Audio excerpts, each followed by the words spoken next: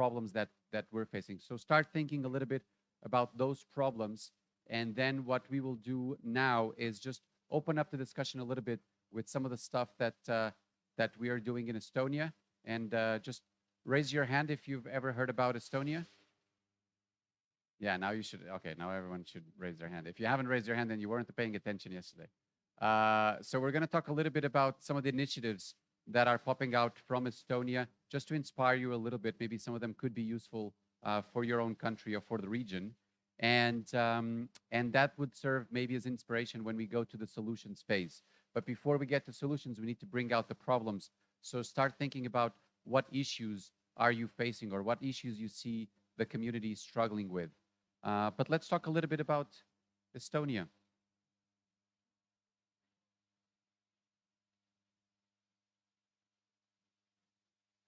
So the first thing to know, again, as we mentioned before, Estonia, very small country, 1.4 million people, so it's not very large.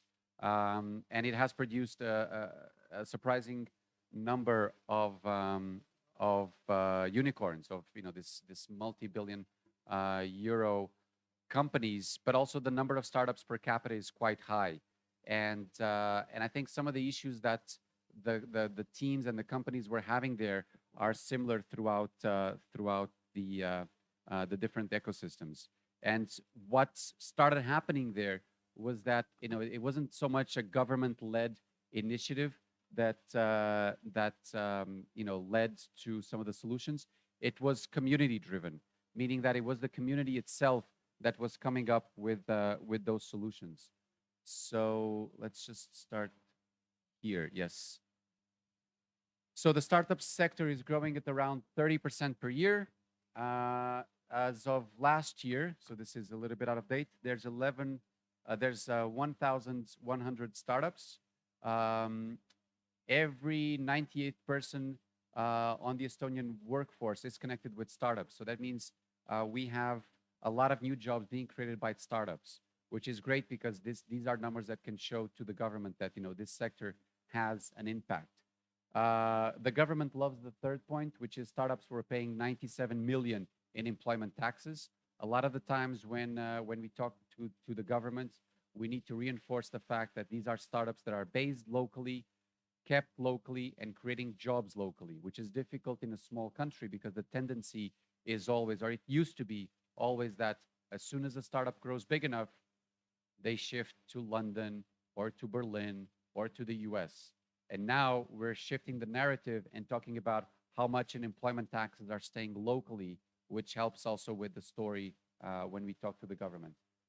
Their turnover was in 2020 was 78 million. I think this is also a little bit outdated numbers. And they've raised 1.8 billion in the last 12 years, 90% of them being foreign funds. So when we were talking about, I think yesterday, about the foreign money or the local money, and how angel investment might be the local money, but at some point you need the foreign money to come in. You can see that 90% of funds going into Estonian startups are foreign funds, not necessarily local funds. And that's not a bad thing, because that's one way to attract investment and to get the sector to grow. So here you see the investment numbers, and this data ends in 2020. I think, Mari, we have data for 2021 and 22. So you can ask us later about the 22 numbers, or you can just check out the startupestonia.ee website. I'm sure they have the numbers there. Invest in Estonia. So investinestonia.ee or startupestonia.ee. You'll see the numbers for 21 and 22. But each year is basically a record year. So I'm pretty sure this year we already have more investments. So the number of investments is 75 and 44 million in 2020. So a few of the initiatives that the community took to help prove that there is demand for startups. One was called the Estonian Startup Database. So this was a very simple project, just to map out every single Estonian startup, all right, their field of action, whether they are B2B, B2C.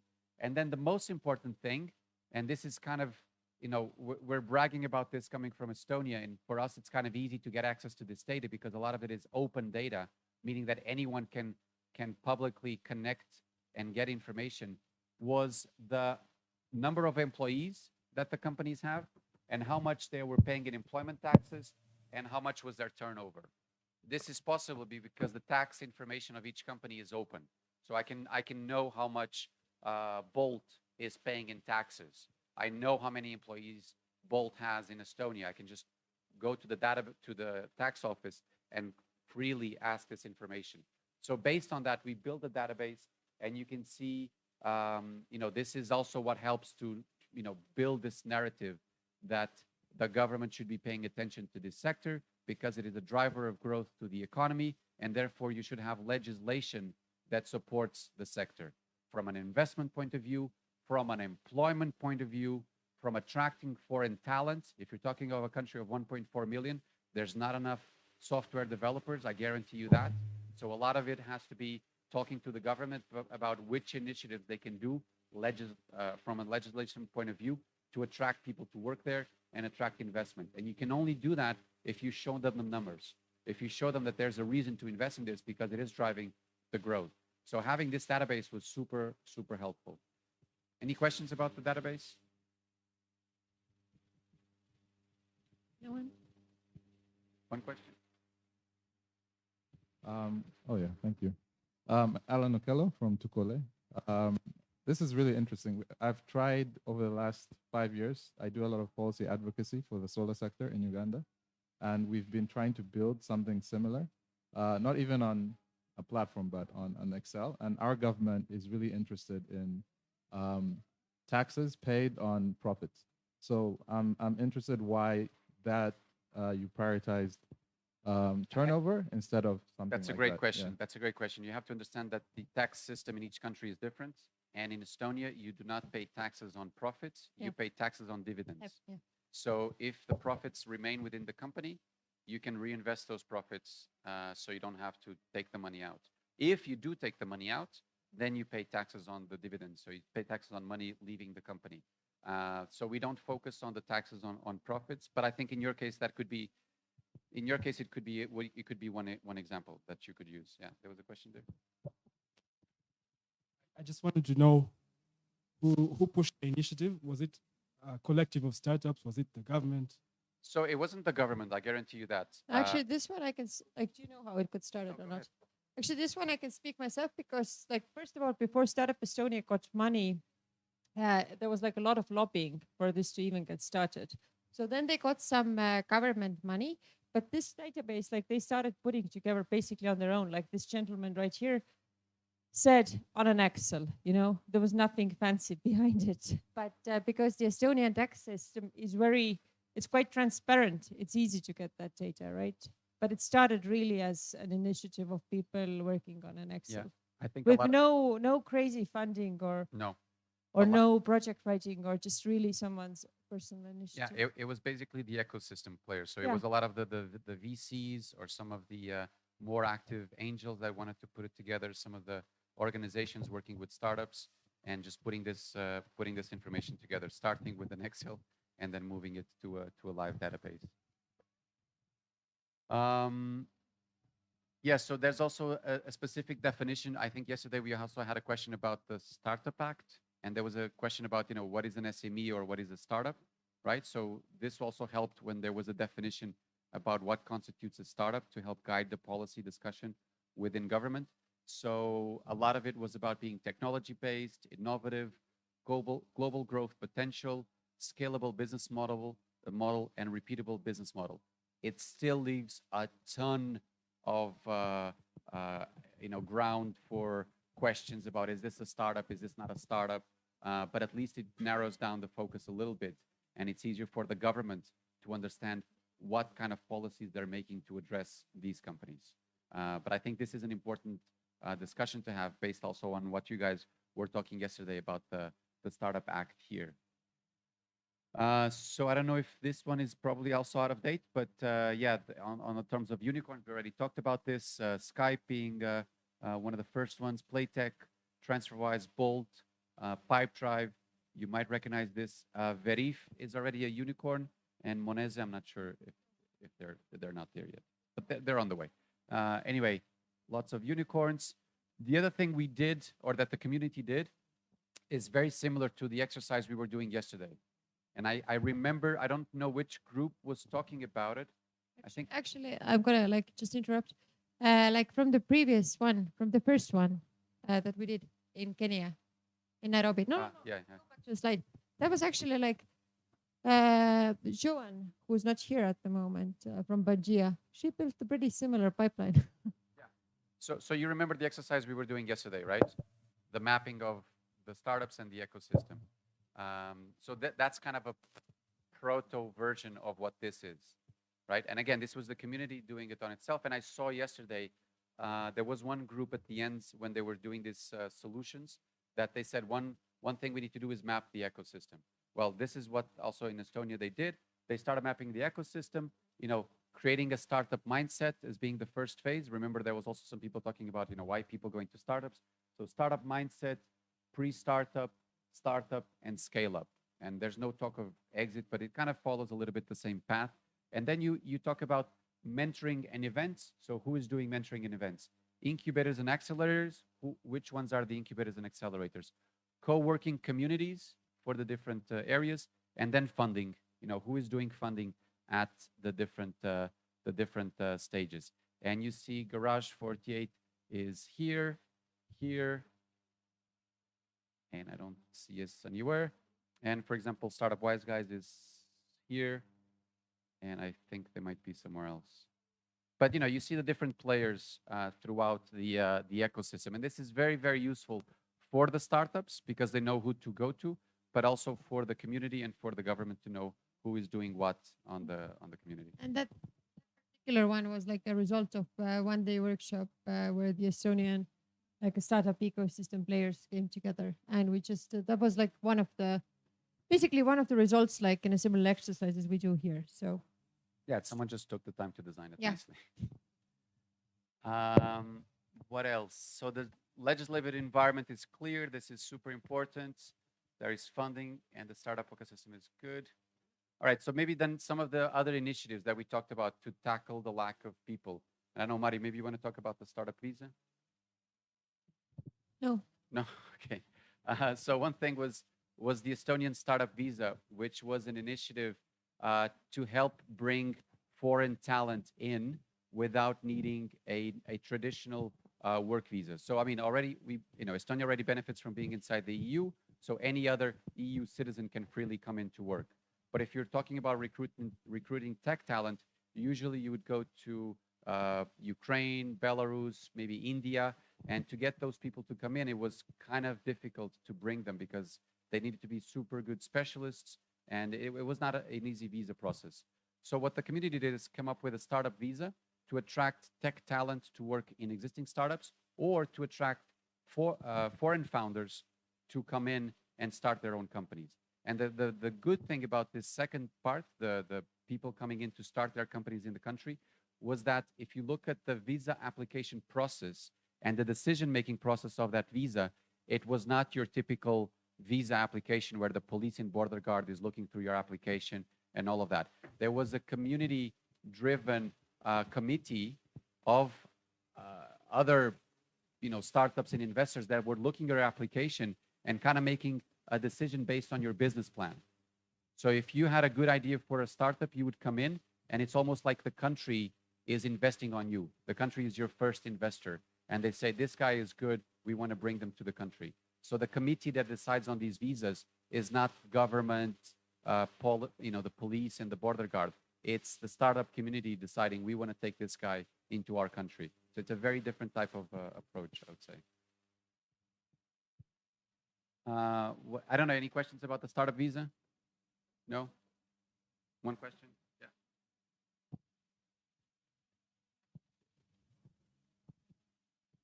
Yeah, I was wondering, thank you very much for the insights. I was wondering if you could probably shed some light on how the conversation went, especially with government. Because you're basically saying you're taking, or you want to take away the responsibility to check people. That's how they would look at it. So Yeah. how did that go? Yeah. Again, I think, Mari, you were involved in the process, no? I actually don't know how it got started, to be honest. I think it was also like part of the Startup Estonia's lobbying, or quite a bit of it. And then they formed like a board, which seemed credible enough, right? That could assess whether whether it is a startup that's worth like bringing to our country or not. But on the other side of the token, like for instance, something which I think Estonia still doesn't do very well is like if I want to hire a startup, then the same old people, police and border guard, they are assessing whether you are a startup or not. And then there's like a second thing that makes hiring for startups hard. The salary threshold is quite high, but that's different from the startup visa. That's just if you want to hire foreigners or like foreign talent as startups. That's still not very easy and it's expensive. If you don't use the startup visa. If you use the startup visa, then those requirements are not there. Yes, if you come as a startup, then and if you pass like this board of like who will judge over you, right? Then you're good. But then if you want to hire as a startup, then hiring foreigners is still not very easy for Estonia. Yeah, there's a question in the back. And I just wanted to mention while we wait for the microphone that one of those foreign founders that came in is actually the latest unicorn that we have in Estonia. So we already see foreign founders coming into Estonia and starting very successful startups. Yeah. Right. I just wanted to ask, what is the cost implication on a founder to establish a startup in Estonia? So for a founder to start a company in Estonia, starting a company in Estonia in general is a very, very low bureaucracy process. So you And can it's 300 euros or less. so it's 300 euros. So it doesn't really have that high costs. You do have the starting capital requirements, which is 2,500 euros, but you don't necessarily need to put the money into the company. And they're actually dropping that requirement. I think it's from the end of this year. So 300 euros is the fees that you pay for the government to start the company, and the whole process is online. You don't need to visit anyone. You can just log into a website, enter your ID card or your mobile ID, and then you can do the whole process once you have that. There's one question there.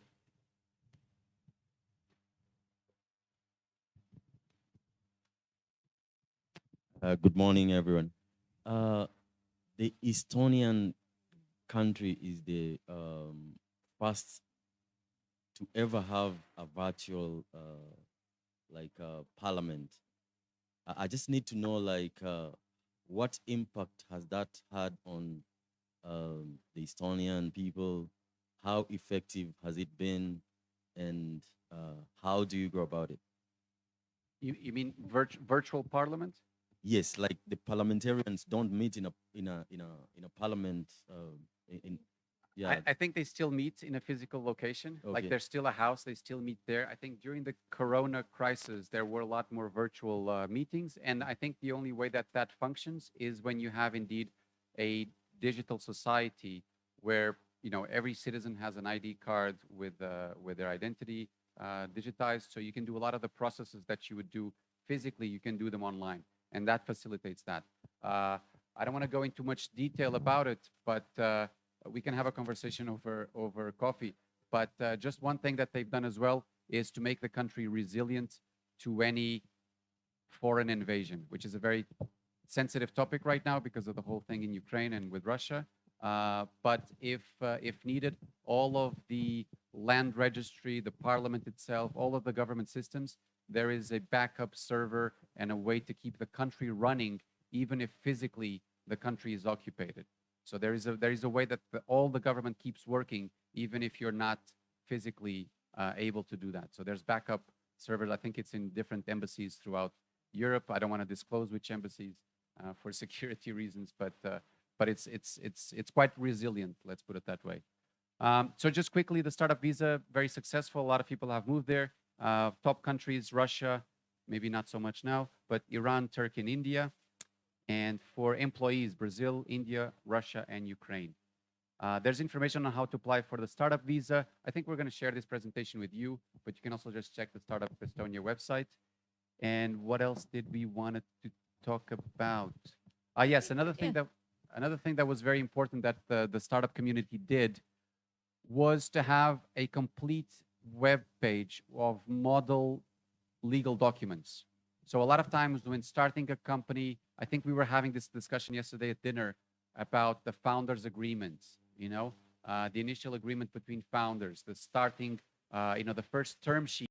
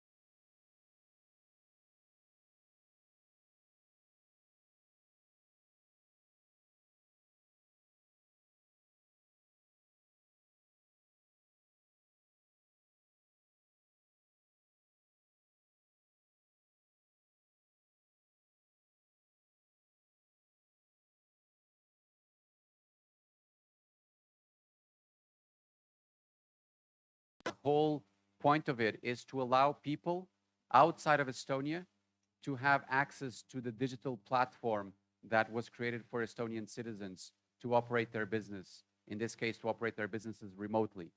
So for any company or any entrepreneur that wants to start a business in Europe, they can apply for this e-residency and become an e-resident of Estonia. So that doesn't give you any travel rights. It doesn't give you access to Schengen or to live in Estonia or in the European Union.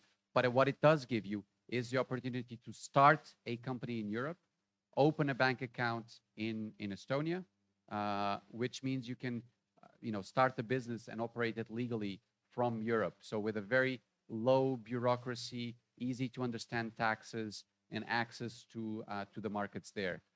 The way to do it is that you need to be verified in person, and I think the nearest pickup point is South Africa, if I'm not mistaken. I don't think they have anything else at the moment in Europe. Use the microphone. Yeah, South Africa is the first one they opened late last year, and I think they have already documents being picked up, because the thing is that you have to physically pick it up. Everything else you can do online, but you have to pick it up physically. Do you have to apply physically as well? I think you might. The application I don't think needs to be. But yeah, they have already had quite a few e-residents through South Africa, but because of the COVID, things have been slower, but they're hoping for the things to speed up.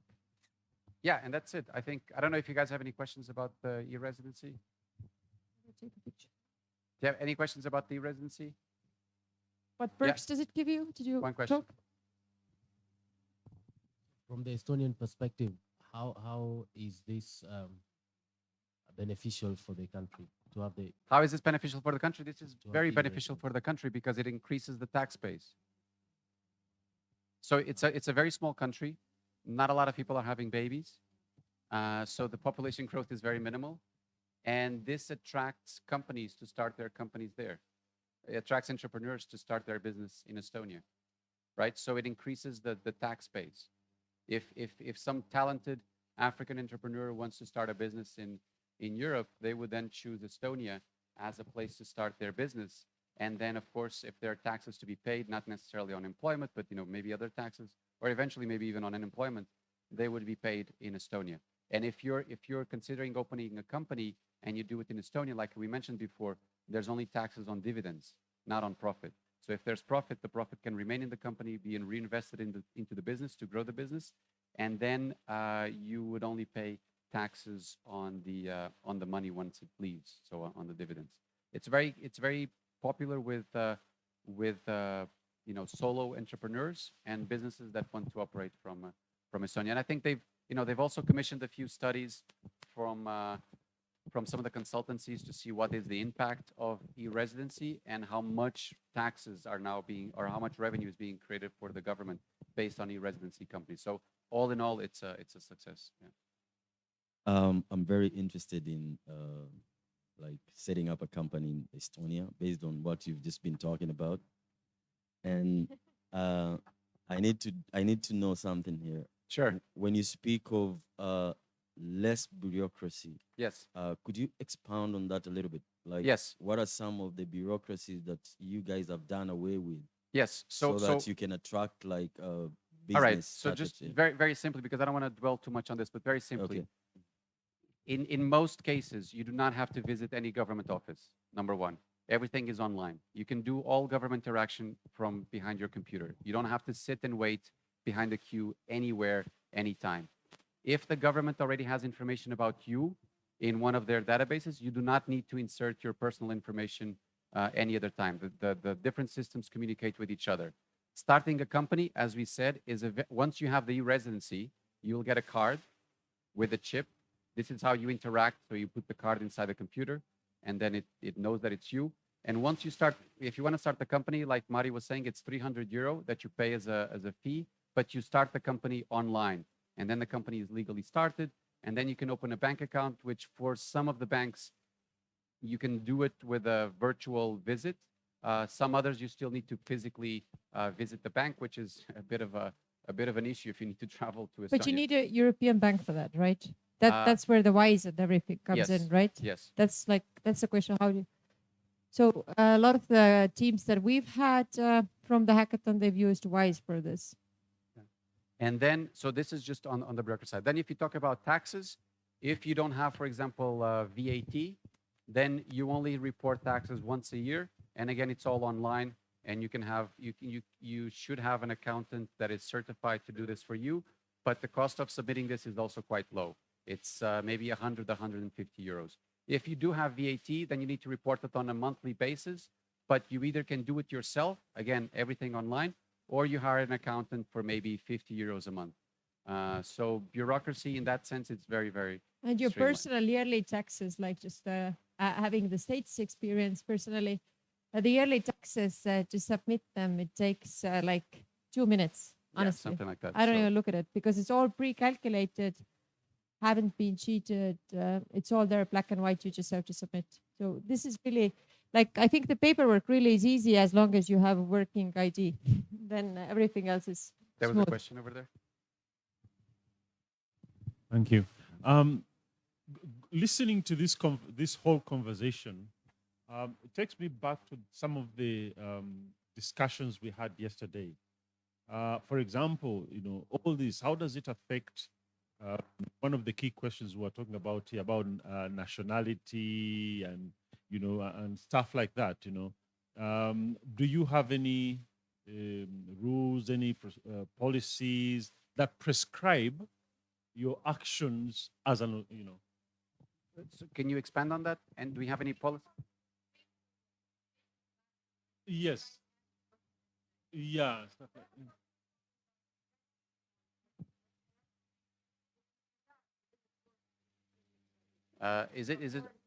Is it on the investment or on the founding of the team? both. Both. So on Um, the founding of the team, absolutely not.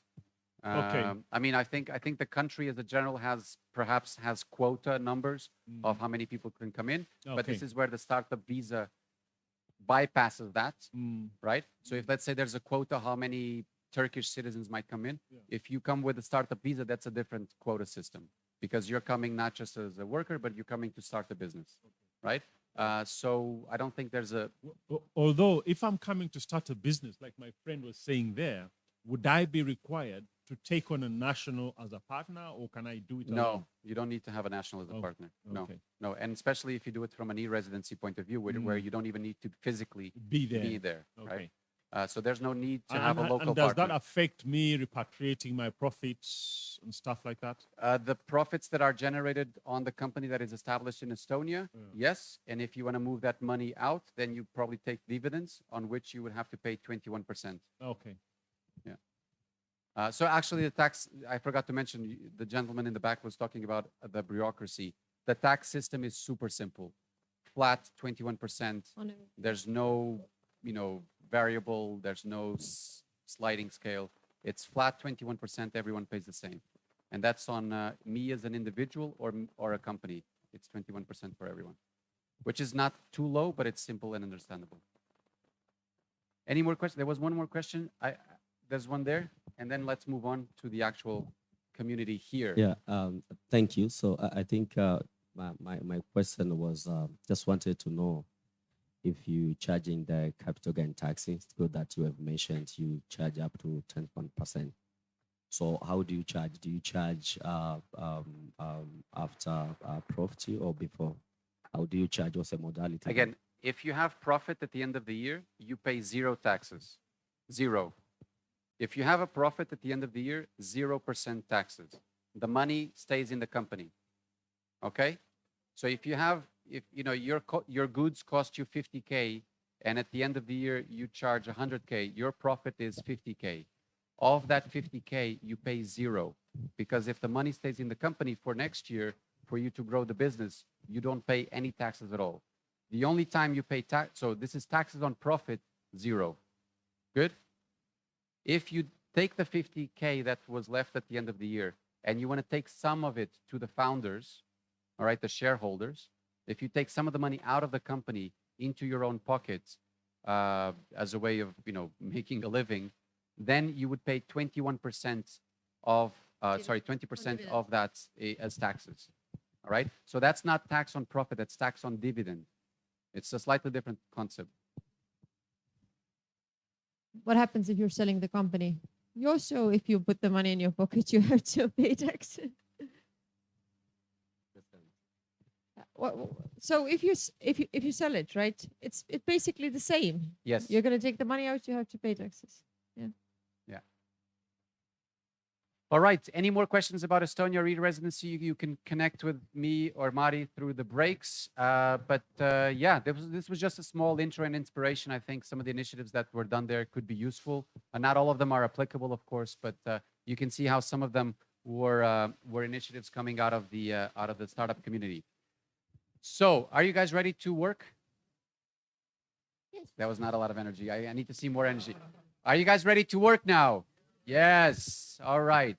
So, the first session we're going to do is about the ecosystem that we have in your countries, and about think of your organization, think about the role your organization has in the ecosystem, and let's think a little bit about the problems that you as an organization or the organizations in your ecosystem are facing. So how we're going to do this? I'm going to give you a little bit of time to do individual reflection, okay? And again, for the individual reflections, use the paper, use the Post-its, whatever you want. And then we're going to use, again, one of these walls, one of these glass walls, and we're going to come out with a wall of problems, all right? So we're going to have different problems being mapped out. We're going to put the problems on the wall. And then after we have all the problems on the wall, you need to look at the problems that were described. And if you connect with any of them, if you see, oh, damn, that's also a problem that I have, then you will take ownership of this problem and you will join the people who have the same problem in the same table and discuss solutions for this problem. Does that make sense? So in the beginning, it's just individual reflection. Not everybody needs to come out and say, I want to talk about this. But if there's a topic that you're super passionate about and you want to do something about with the people you have here, then say, I would like to spend today discussing this issue, because I think this is an important issue for me, and I think it's an issue that I would like to get the feedback of the intelligent minds that we've gathered here from the whole region. Okay? So first is just a bit of individual reflection, and then I'll guide you through the second stage where you are going to take ownership and say, I want to discuss this topic. Who wants to discuss this topic with me? The topic goes on the wall, and then we'll see the people who want to discuss it. All right? So let's give you maybe 3 to 4 minutes of individual reflection. Just think about what topics you think are important for you, that you would like to get feedback from the community, and then we take ownership and put them on the wall. So 3 to 5 minutes, let's go with individual reflection.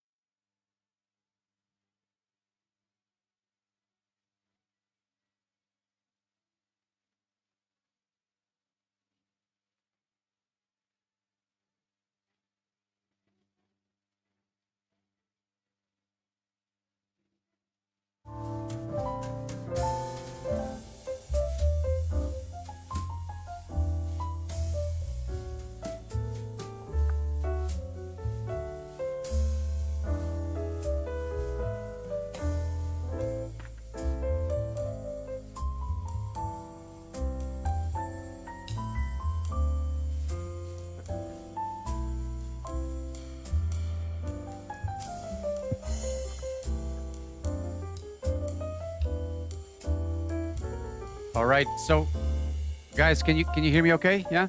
So, I hope you had enough time to do a little bit of individual reflection. So, what we need to do now is that each table should have a bunch of these A4 sheets. Do you all have A4 sheets on your table? Yes? So, just like we did yesterday, on each sheet, I want to see written in kind of bold, big letters the topic that is very important to you. Okay? You were doing a little bit of reflection individually. You have probably a lot of topics that you'd like to discuss, but I want to see I want to see that you pick one topic. And again, not everybody needs to have a topic, right? Because we only have 11 tables, we have limited time. So not all topics are that relevant. And a lot of people are going to probably have the same topic, which is fine.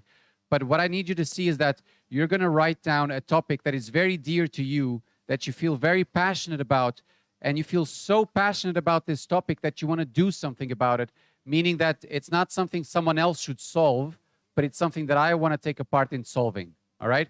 So write down the topic in the paper that you want to lead that discussion, okay? You want to take a leading role in facilitating that discussion. So again, not everybody needs to do it. If you just want to listen into the other topics, that's fine. Not everybody needs to facilitate because we don't have enough space for everyone. But if there's topics that you're passionate about, use the markers, use the black markers, and write down the topic that you're passionate about. And once you've done that, let me know, and we'll start putting it on the wall, all right? So let's start writing, and then when you have something, just raise your paper, and I'll come to you, or you can come to me. So is there anyone already with a topic written? Yeah, I have as well. But super, yeah. That's good. Thanks.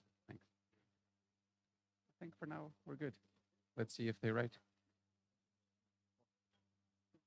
Do you have one already? What is it? Stand up. Come up here. So guys, if you have a topic that you are passionate about and you want to discuss, please bring it to the front. Yeah, tell what it is about. Okay. So guys, listen. Yes. Good morning, everyone. Yeah, my name is Alan Ananura. I'm from iVenture Africa. We're a startup accelerator, and we do this in communities like refugee settlements, universities, corporate groups, etc., etc. I'm super passionate about investor readiness because most and many a startup will say, we don't have funding, but are you investor ready in the first place? So the systems that attract the type of funding that you want to get is something that is pivotal for any organization to have, and something that you probably need to pay critical attention to. Yeah. Of course. I mean, I hope that, as you will see, there will be many topics written down, and I hope that you find something that connects with you, that you see, oh, that's the one that I want to talk with. That's the table that I want to join. If at the end of all of the topics you don't find anything that's relevant, right? then you probably need to come up with your own topic, right? And this is also, just to clarify, this is also one of those things where you being the bright minds that we have here, you will get a chance to vote on the important topics with your feet. So you will join the tables of the topics that you find important. And if there's someone who comes here with a topic about, I don't know, the lack of toilet paper in the bathrooms, like completely irrelevant, then if no one votes, if no one goes to that table, I think it's a signal that maybe this is not an important topic, right? So we have the first one. Who had the second one? You had the second one, guys. If you have, just line up here, and then it's a little bit more fast. Yeah.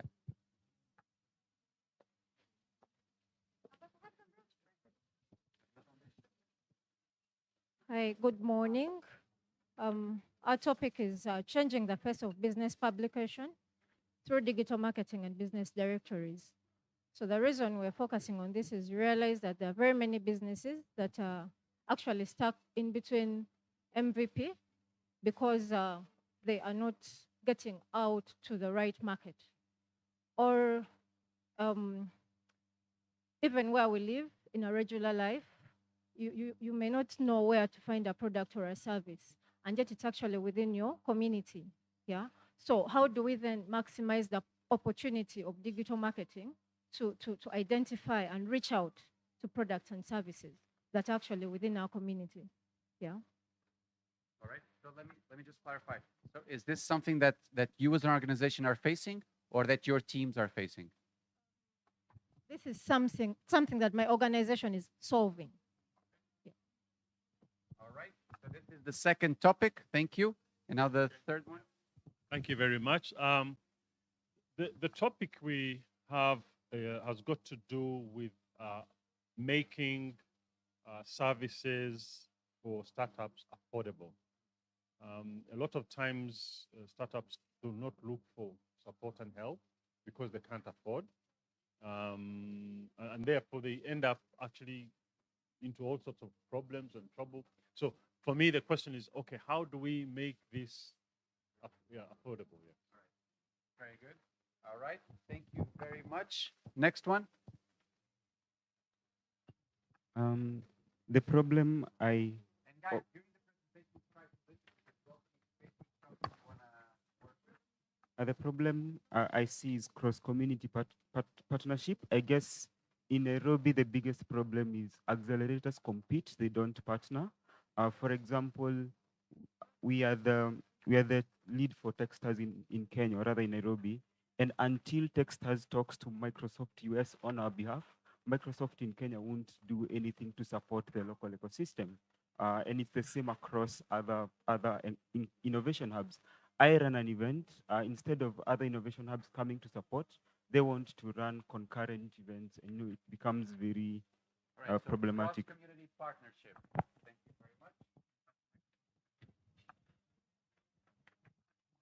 very much. Good morning. For me, it's the quality of startups. I've run programs, incubation and acceleration programs, both in Somalia and Kenya. And what I've realized is, like, I know, like, if each ESO right now is given like $1 million to invest in the next 3 weeks, and I give you a criteria for the startups that I want you to invest that 1 million, you will not get them. I assure you 100%. So, and I don't know where it's actually arising from, whether it's the training or whether it's like, like the tech hubs and the innovation hubs themselves need maybe like, like for them to be. Because we have a few investors who are coming in. So I think this is really critical, and it is something we need. Yeah, I think, yeah. For the later stage, because, yeah. Yeah, of course. Yeah. Something, because now we're having a lot of funding, but they fund up to 50K. For instance, we have the UNDP funding, which is close to 10 million, but the ticket size is very small at the end. Yeah, so we are looking really for a serious investment to take off. All right, thank you very much. I think there's one more. Yeah. Thank you. So mine is very similar to the first one, but since I work a lot on investor readiness, the topic I wrote here is startup founders' mindset regarding funding, investment, and ownership. Because I feel that everything else could be fixed by different players, but to put it in another way, convincing your grandfather to see a doctor, then the problem is going to be solved, as opposed to trying to give him medicine and whatever because you're not the expert. So I feel I want to discuss a lot about the mindset of founders regarding investment.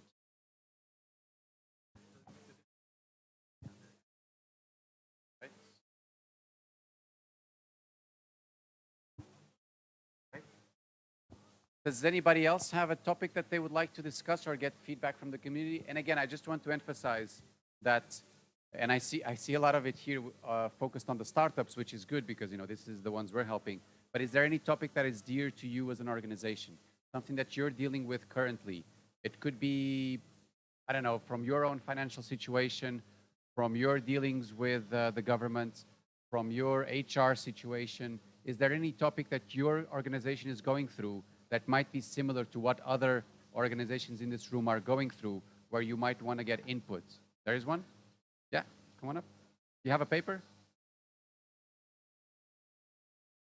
If you want to have it on the wall.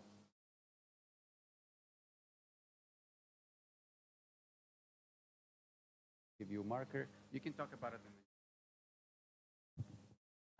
So for me, it's sustainability for ESOs. Sustainability, yeah. One of the major reasons is because as an ESO, while providing support to startups, and most of them are looking for money. So if you tell them to pay for your services, they'll most likely struggle or they won't be able to pay. So you're left with few options for funding for you to be able to run these programs. And one of them is grant funding, which is really not sustainable. So I'd love to get contribution in regards to sustainability. Sustainability from a funding point of view for the ESOs. Super, I like that. So let's write that with a marker. Use the black marker, and then we can put it on the wall. Any other topic that is dear to you as an ESO or a community? Yeah. Good morning, everyone. My name is Meran, and I'm from Quad A. Mine is not really a topic, but it's feedback to the ESOs that are here. I don't know if anyone here is directly involved with the creative industry because we have quite a number of issues around the creative industry and how to scale, how to get the right investment opportunities. So I'm looking at more engagement on that. Around feedback around the creative industries, yes? Do you want to have that as a topic and then see if people want to join you? You can put it with a marker. Any other topic that you guys want to discuss? Yes, please come on up.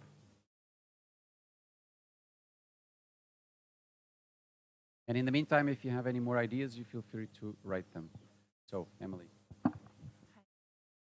I wanted to ask, how do you navigate the ecosystem when you present as a startup, but your partners and the entities that you're dealing with are very huge established brands, but you're still you look like a startup and you're operating as a startup, and the bank account is saying you're a startup, but the contracts you're looking at are saying you have been here for about 10 years. How do you navigate that? Because everyone is telling you this is the path. You start from stage 1, stage 2, stage 3, but for you, you've jumped from stage 1 to stage 5 on one side, but on the other side, you kind of still look like you're on stage 1. How do you reconcile that?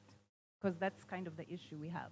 We present as one, but the people who are partnering up with already established.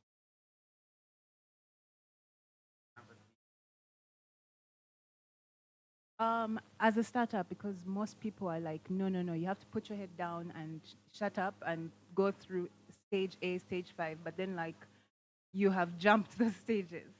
But everyone's like, no, no, no, you have to go back to the start of the line and do that. You want to have a round table around that and see if someone else wants to join you? Then you can write that on a piece of paper. Any other topic that you, yes, one more, please come on up. And is there any other topic that you guys want to discuss?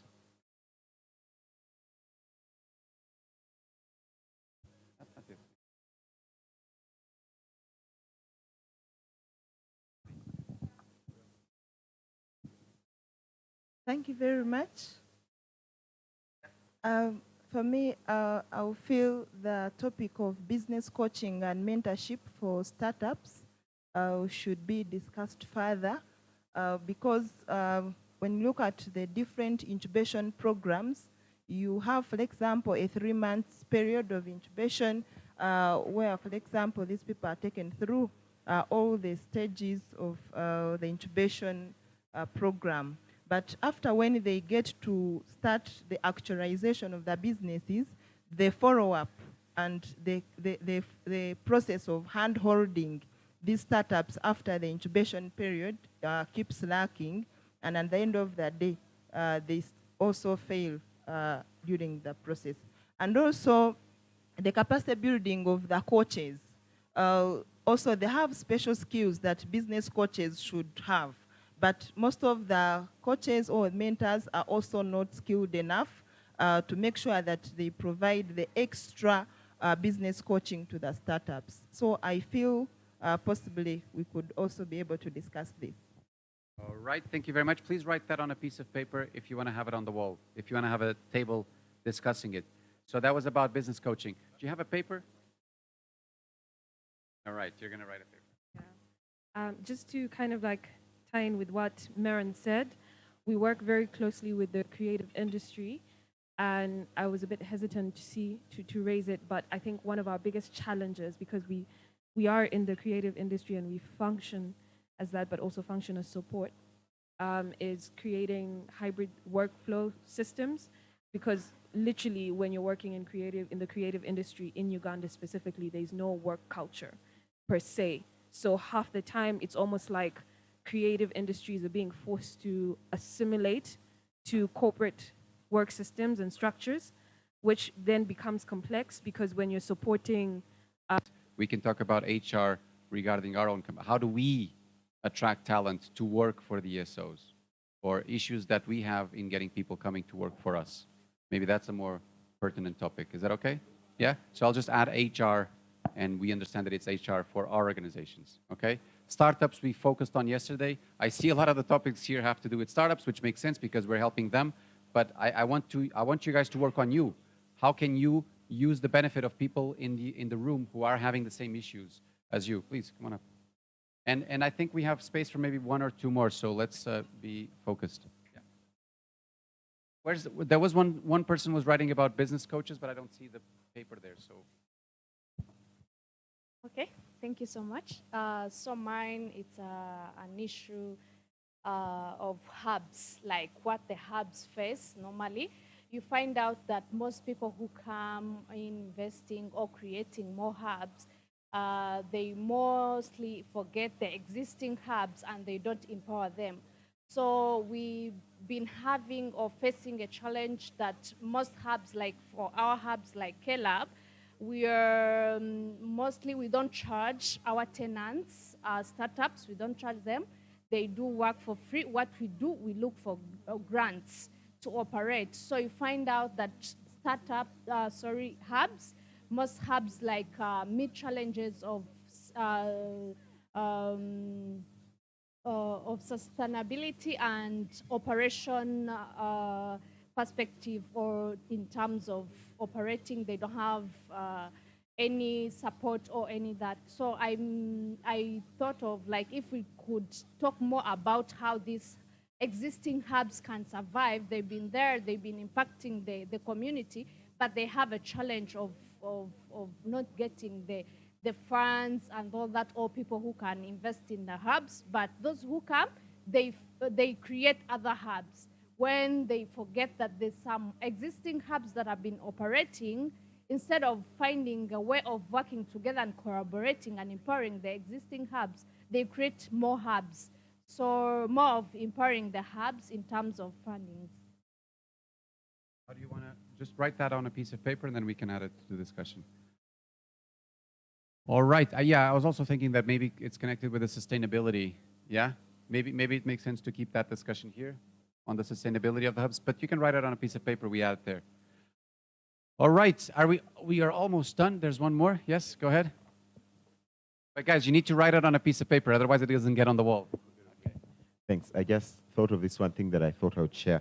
I think as ESOs, we face a very complex trade-off around the work that we want to do and the people that we want to serve, as opposed to the money that is available and what purpose it's supposed to do. So you have a clear mission, you know what the community wants, but then you have partners on board that you've brought on that do not appreciate your mission. So navigating that for me is All right, I think that's an important topic. How do you want to phrase it, or how do you want to write it so that people remember it?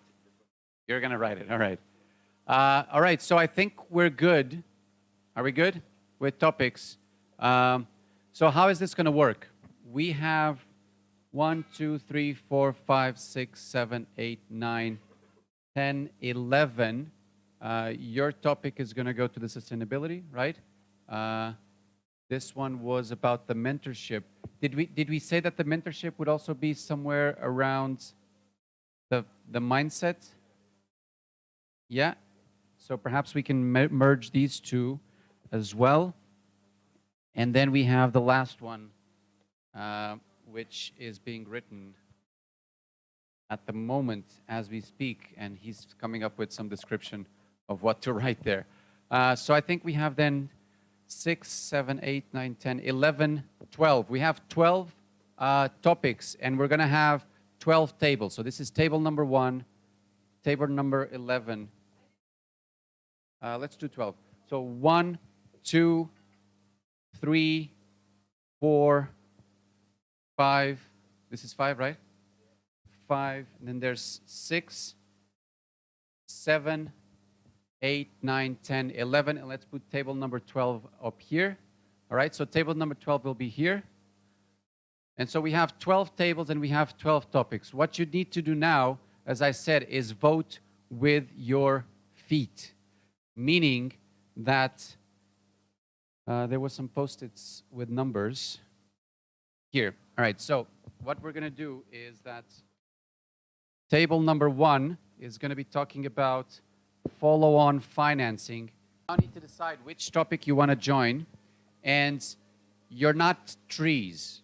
You don't grow roots. So if throughout the discussion you feel like this is not the topic for you, you are free to move to a next table. In fact, that is encouraged because there can be a little bit of cross-pollination between tables. And if you have a couple of happy bumblebees moving from table to table, that's not a bad thing because you can spread ideas from one table to the other. So don't feel like you have to commit to something. The one person, guys, this is important, the one person that needs to stay at the table is the topic owner. So first, I'm going to ask all the topic owners, so everyone else can stay put, but first, all the topic owners, please stand up and find your table. So just topic owners moving, 12 people moving. So I'll repeat, table number 1, in each table has a number. Table number 1, follow-on financing, scaling investment. Table number 2, which is right here, investor readiness. And for now, only topic owners, all right? Table number 3, changing the face of business publication. Table number 4, startups are unable to afford. Table number 5, cross-community partnership. Number 6, the quality of startups. Number 7, business compliance. Number 8, the business coaching, mentorship, and also startup founders mindset. Table 9, sustainability of the ESOs. Table 10, sourcing HR, so HR issues for ESOs. 11, finding investment opportunities and scaling for the creative industry. And 12, the trade-offs between what we want to do and what our partners want us to do. So if we have the topic owners on the tables,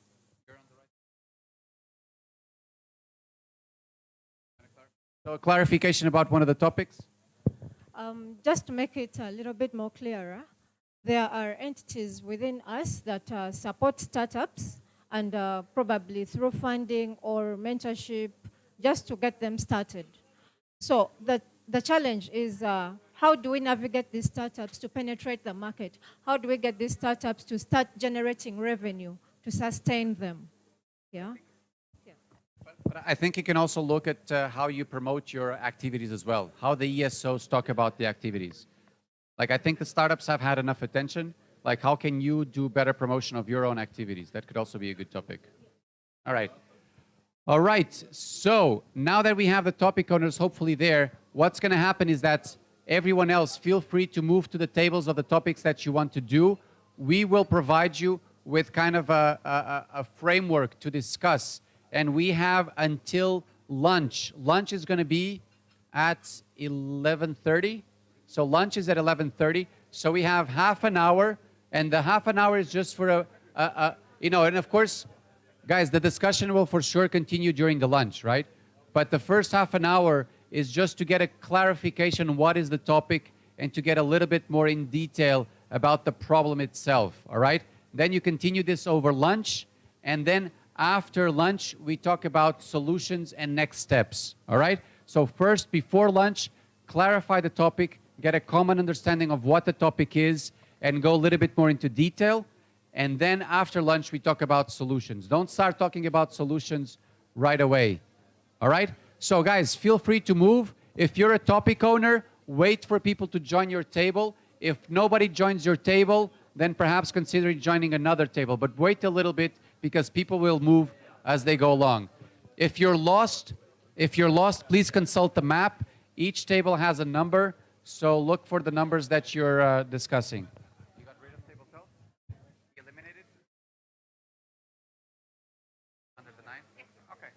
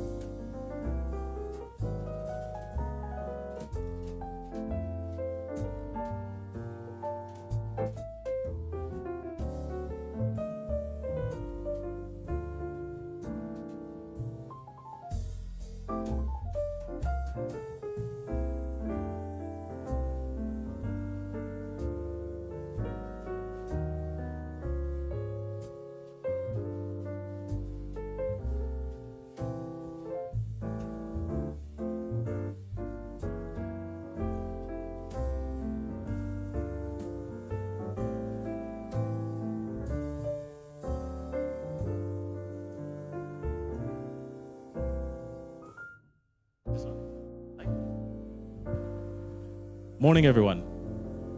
Hi, guys. I hope the sessions are being very productive and you're coming up with some really cool solutions.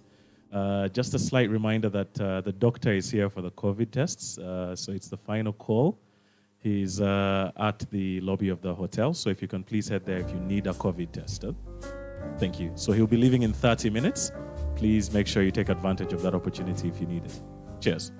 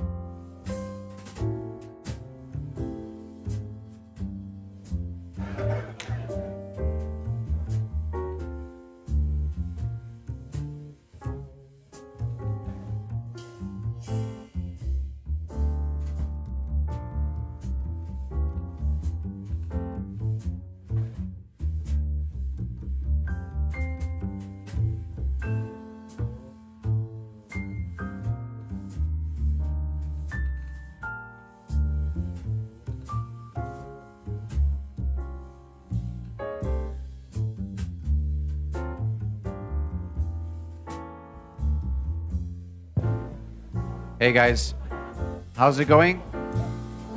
Are the discussions good? You need more time? So guys, now I hope that you've had enough. Guys, listen for a second. I hope that you had enough time to discuss a little bit about the problem itself, and perhaps you've already gone into figuring out some of the solutions for the problem. But what you need to do now is that in the next, so the lunch is a bit delayed. The lunch will be a little bit later. So we have time to work out on the solutions. So I want you to start thinking, what are some of the solutions for this problem? So you've already had discussions about the problem, where it comes from, what's behind it. So now let's spend a little bit of time, maybe 20 minutes, working on different solutions. So a little bit of internal brainstorming. And again, when you do brainstorming, I suggest that you first do a little bit of individual reflection, because if you immediately start shouting, or not shouting, but if you immediately start discussing with each other about solutions, it's easy for everyone to just agree with what the first person said. And it doesn't give you enough time to think individually of solutions. And when you think individually of solutions, then maybe a more diverse array of options becomes available. So spend a little bit of time, 5 minutes, maybe 3 minutes, on individual ideation with the Post-its. And then you have a discussion in the team about what are some of the solutions for this problem that you're tackling. Okay? After that, we will move on into actions and next steps. But first, think a little bit individually about solutions for this problem, and what can you do, and then have a collective discussion about some of those solutions. Make sure that the facilitator, so the topic owner, is taking notes. And if you want some framework on how to guide that discussion, we can provide you a framework a little bit based on what we were doing yesterday. But make sure the facilitator is taking notes and guiding that discussion. All right? So 3 to 5 minutes to come up with solutions individually, and then let's do 20 minutes of discussion in the group. Okay?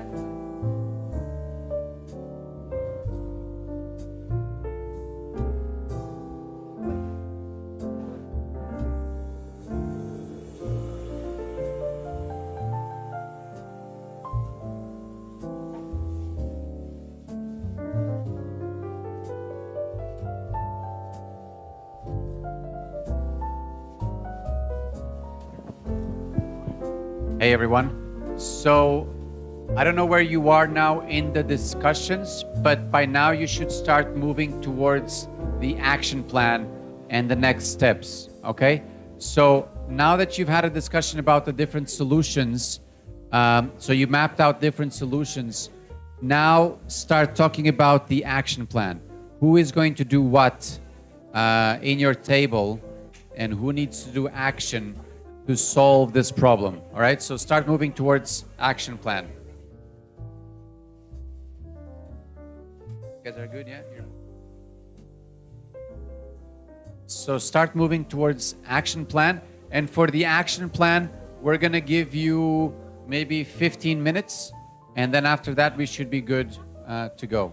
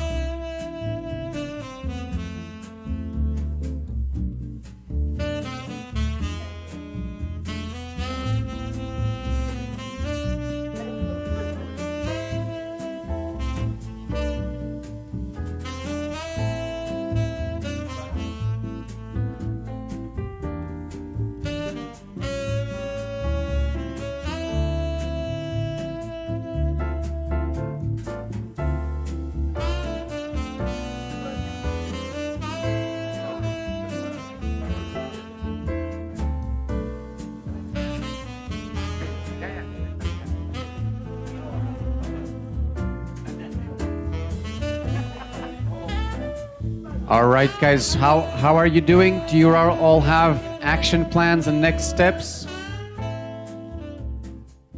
Oh, you're still working on it. Guys, you need to move to action steps. You have.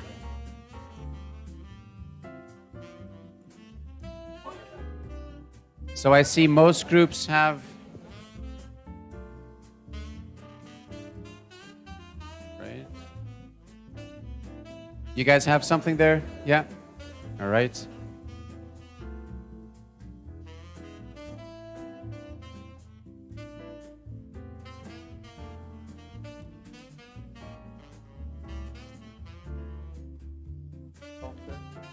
should I tell people that after this they can start moving downstairs?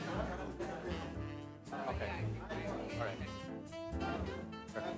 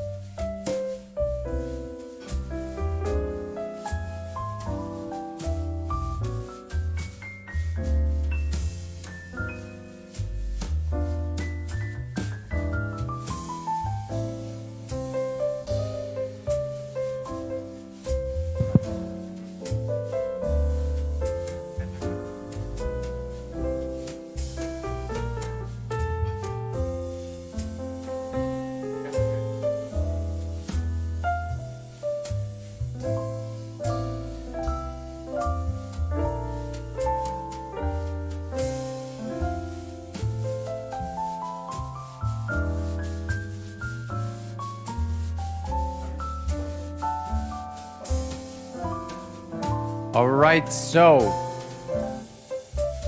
guys, I think most of you. Let me just get your attention for a few minutes. Can I get your attention for a few minutes?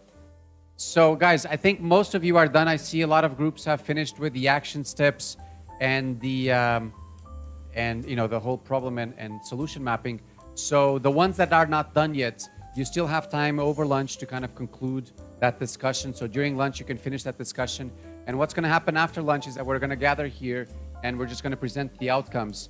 And I already was joking with some of you that, the action steps, just like yesterday, there should be names and organizations behind it. And you could almost sign with your name so that you kind of commit. So it's like a working contract. Because we were having some discussions about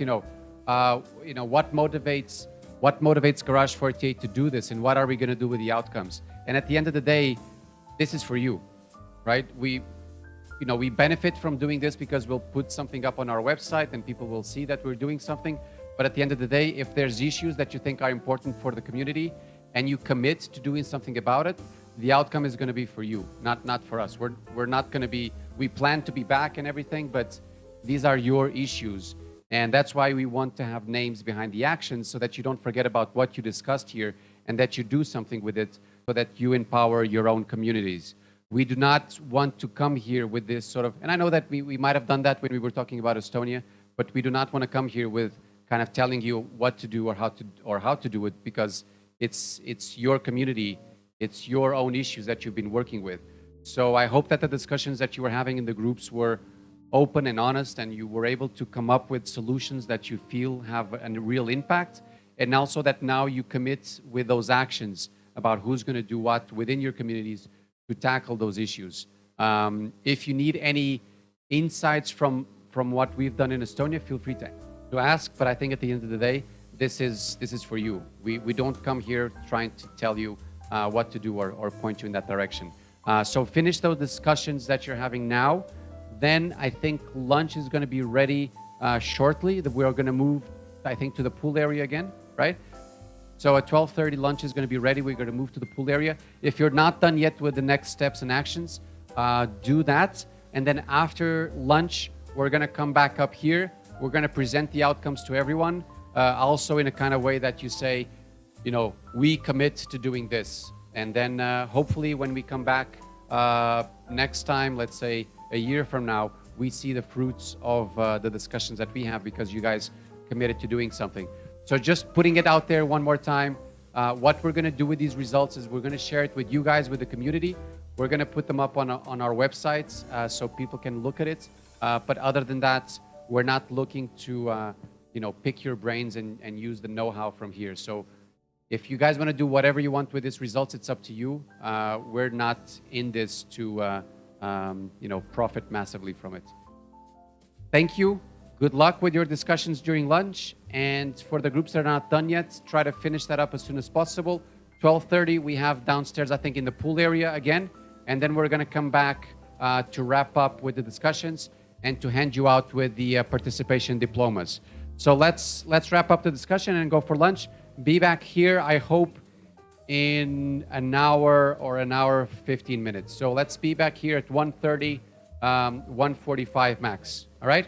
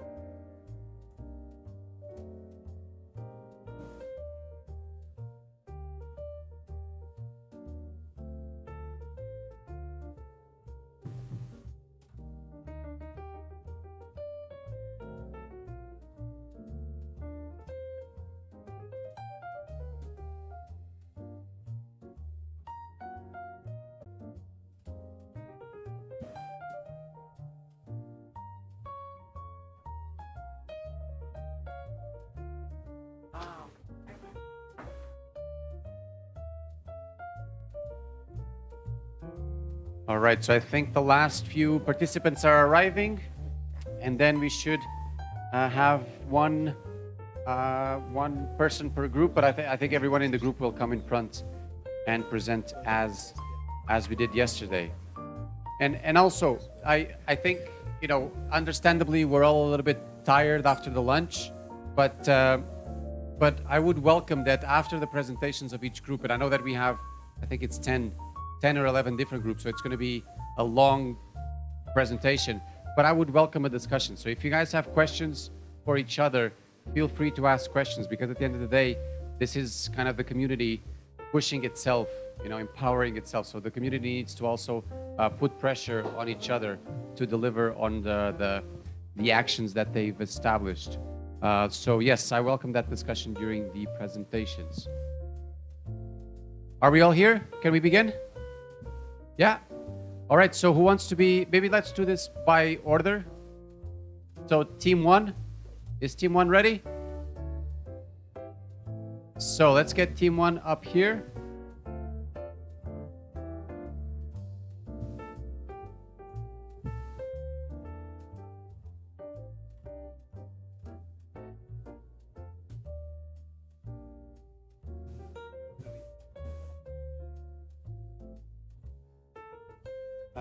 I'm just thinking.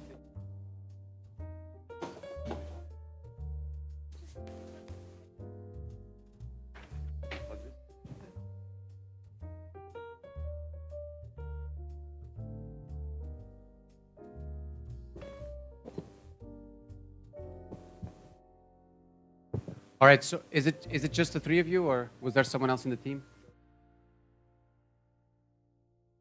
So before we begin the presentation, just start out by saying your names. Very important, you'll find out why later, but let's just say your names so that the team in the back can hear your names.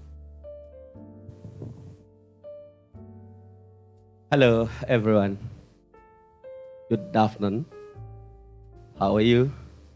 So my name is Musa Kamata, and I'm here with my colleague. Let me give them mic to introduce. Yeah, good afternoon, everyone. My name is Michael Mbatao. Good afternoon. My name is Ron Azinga. And there was one more colleague, but she's not here with you, right? Yeah, she's not here right now. What was the name? Meriben Omolo. Meriben Omolo. All right, so tell us what you were discussing and what are the actions that you're going to take. Yeah, so we were discussing about follow-on investment. We're looking on the getting access for scaling up investment. So basically, we just go around to look some of the biggest challenge that has been a startup has been facing the ecosystem. One was basically it was on the team. I mean, so most of the investment that has been from 1 million to above. So basically, it's been really most of the founders who are raising those kinds of investment. They maybe they've started maybe abroad or they've got exposure. So I think most of us we technically understand if you have had any startup raising 1 million plus. So mostly you hardly find a local, a startup with only a local team members. So then you'll find there is maybe other people across the world are part of the business. So that was one of the things that we realized, and we'll come later to explain what are the solution as well. But again, we came to realize that we have few local investors who are really willing to invest in our local startups. So you will agree with me that most of local investors, even they really want to invest in a business. They want a quick return, which is typically really a challenge for a startup to get up, funding or whatever they ask you for a loan, then that's also a challenge. They give you maybe 3 months, then you have to start to pay back the debt. So that was among of the challenge that we've been able to discover. But again, there was a quality of business, quality of a startup as well. This has been also a challenge. So the startup that they're looking for sort of millions of money, but they can't absorb. Looking on the valuation as well, but also the kind maybe of support they've been receiving from the ecosystem is not that enough to absorb for such kind of millions of money that are looking to acquire or to raise. The other thing that we have realized, which has been also a challenge, is goes on the government policy as well as regulations. So you agree with me that we charge a lot of capital gain tax, which is also it's really a problem, considering that many investors would have maybe if a startup raising investment, whereas in my country, so they are forced those startups to open up another company in another country where there is really a good regulations and policy so that they can put in their money. So I think those are the very four challenges and problems that we have been able to identify the team. And quickly on the actions. On the action, then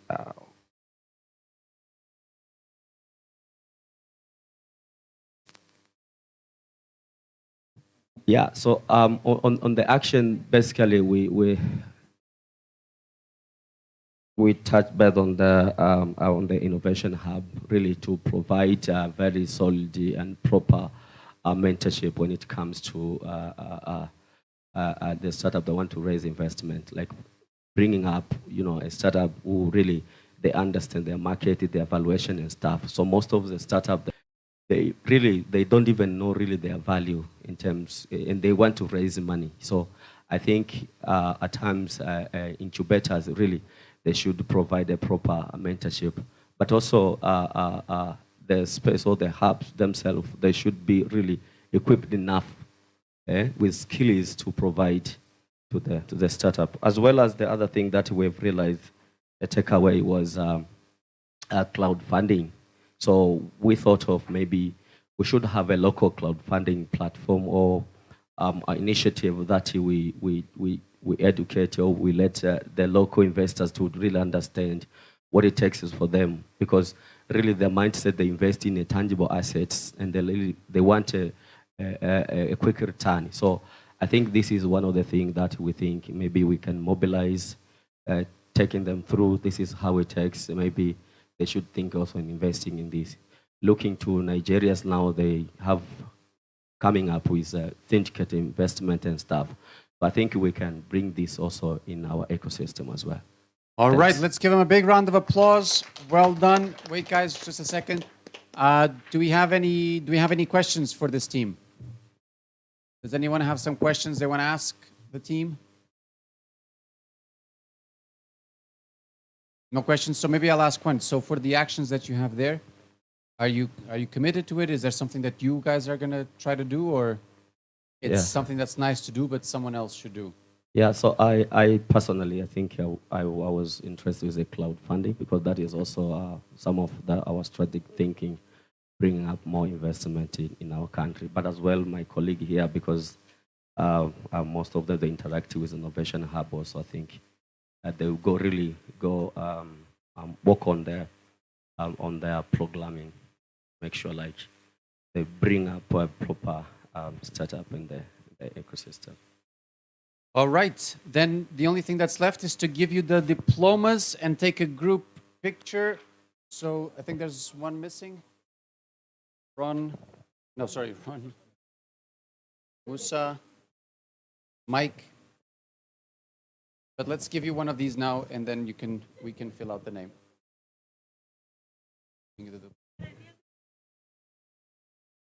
Hari, give the diploma.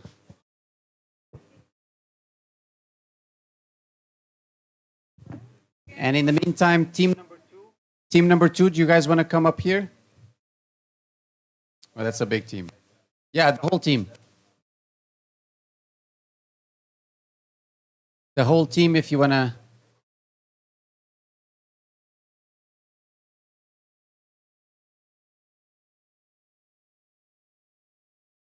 All right, thank you very much. Well done. Team number 2, careful with the cables, yes. We should disconnect it.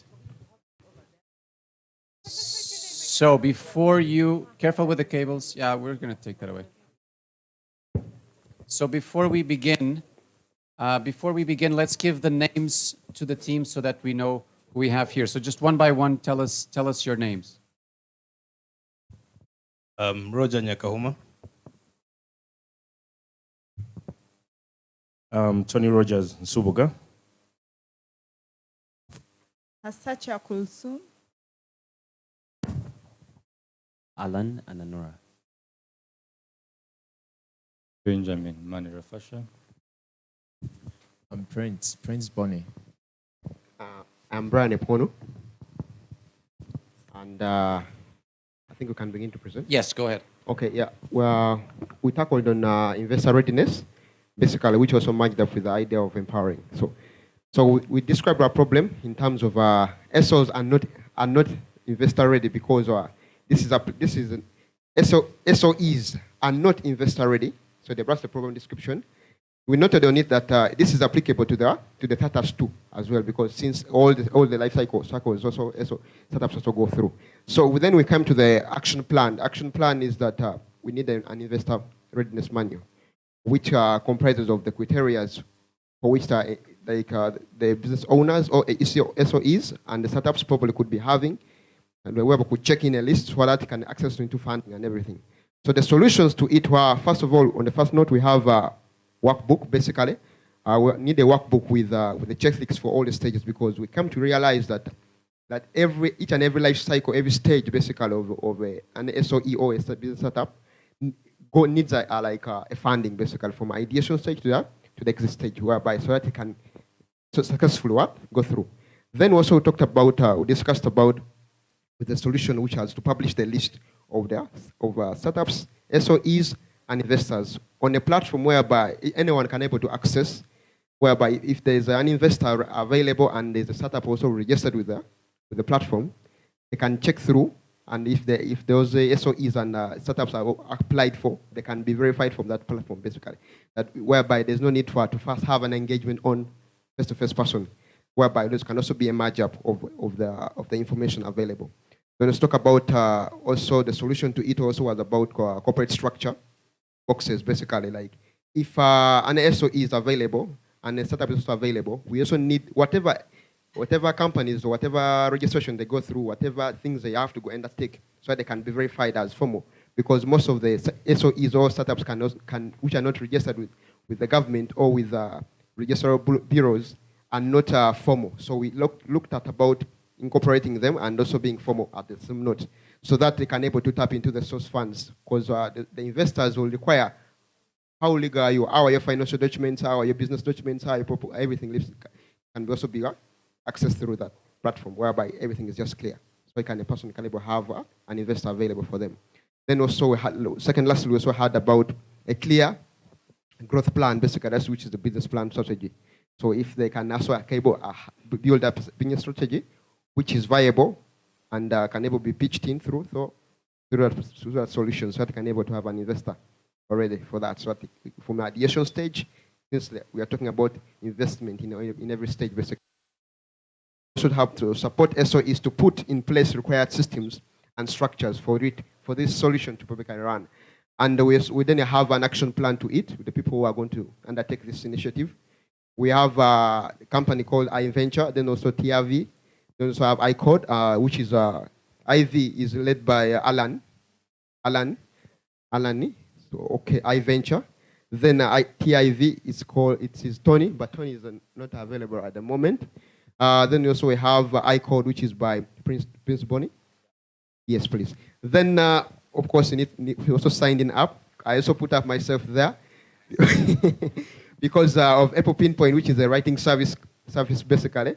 So can also apply my services there after that, so I can build up all this. Then we also have Kisule from UDRT Institute. Then we also have Roger.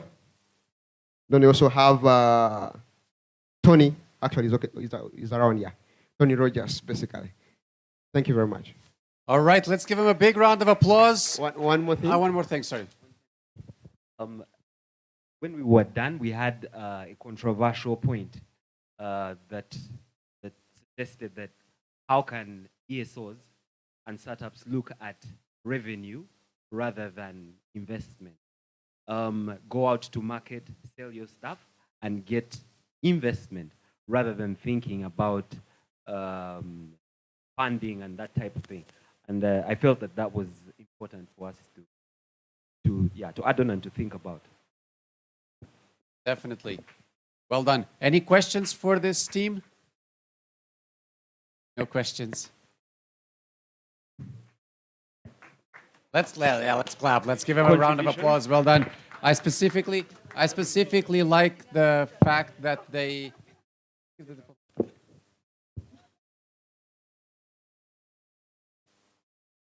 I specifically like the fact that they signed the agreement, so all the signatures are there. So they really committed to taking action into this. So the next team up is going to be team number 3, but I think team number 3, no one was discussing there. So it's going to be team number 4. So let's wait for the picture to be.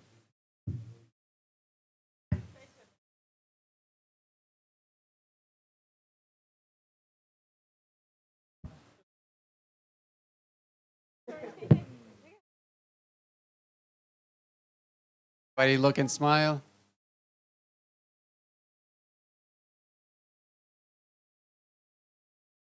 Who is this?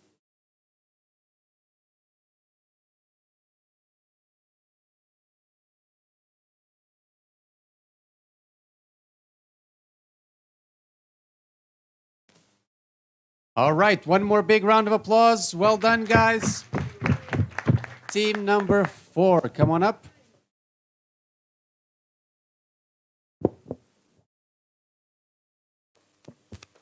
So team number 4, also before we begin, just tell us your name so that the team has an opportunity to look up your diplomas.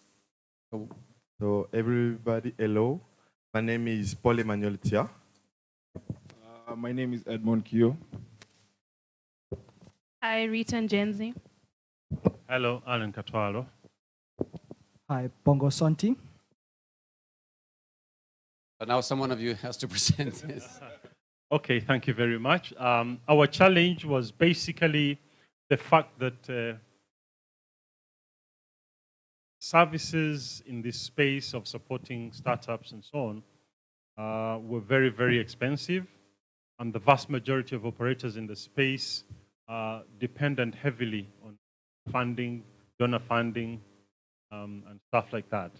And so we're missing out on a lot of potential startups and even unicorns, primarily because they are not accessing services. So our conversation really revolved around what do we need to do to be able to achieve that. And so some of the key solutions that we found were to look in terms of payment solutions or payment plans where startups could afford to pay over a given period of time. So you could have things like pay as you play, little amounts of money, or where those that can afford can pay direct, or through subscriptions, or freemium. Okay, freemium. I also just learned an interesting concept where you provide the service and they agree to pay very small amounts of money over a longer period of time. And then we also thought about providers of services finding solutions that cut costs to enable them to then be able to meet the demands of the industry. Innovation, readiness, and such like in terms of working with corporates or collaborating with corporates to also provide, and that came in the form of looking for alternative financing, alternative income for sustainability. Champions, okay, for matchmaking, the concept of getting startups with corporates, that especially for local organizations, challenged in terms of accepting the need to work with startups and so on, that we needed to develop a mechanism where we got champions within the organizations themselves to try and drum up support for these relationships. And they would then pay for the services. Then digitization and provision of these services online to try and reduce both the time and resources needed to provide the services. Next step, first of all, is to define our own internal policies for payment plans and schedules that these startups would use. Okay. Also working through content creation for those services so that they are able to access these services without necessarily involving so much. Building repositories. Again, this goes back to some of the issues that we talked about yesterday.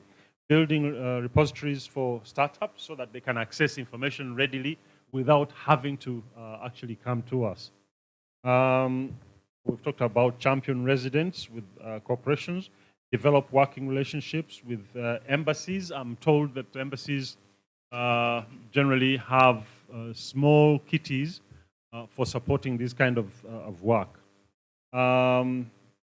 Again, working with government-led industry parks, export zones, and so on and so forth to help us with space, because rent is becoming a key bottleneck in this space. And yet governments sometimes have got some of these spaces that are available. And finally, a question of improving revenue streams through all sorts of things. We discussed several ideas, but looking at training and so on and so forth. Okay. All right, let's give them a big round of applause. Thank you so much.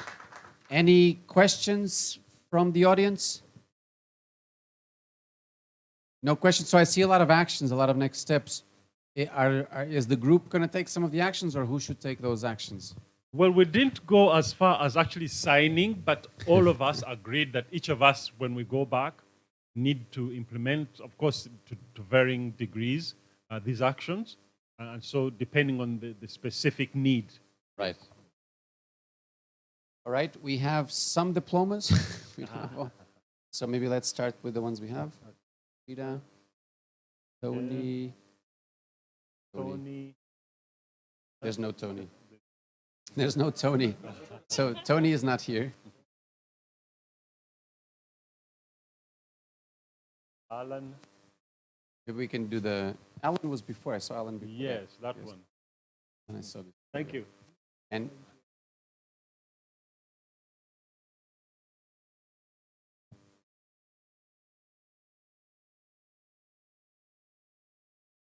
maybe for now, yeah, okay, there you go. Yeah, there it is. All right, so let's get a team picture. And then after team number 4 is going to be team number 5. So team number 5, get ready.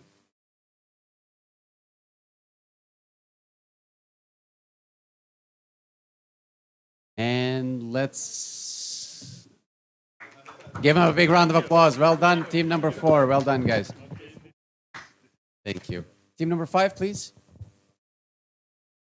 And as you come up the stage, also start telling us your names, and then we can look for the diplomas. Yeah? So, who do we have in this team? Hello, how are you all?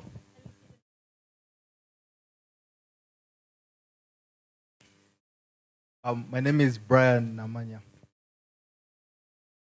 from Tubayo.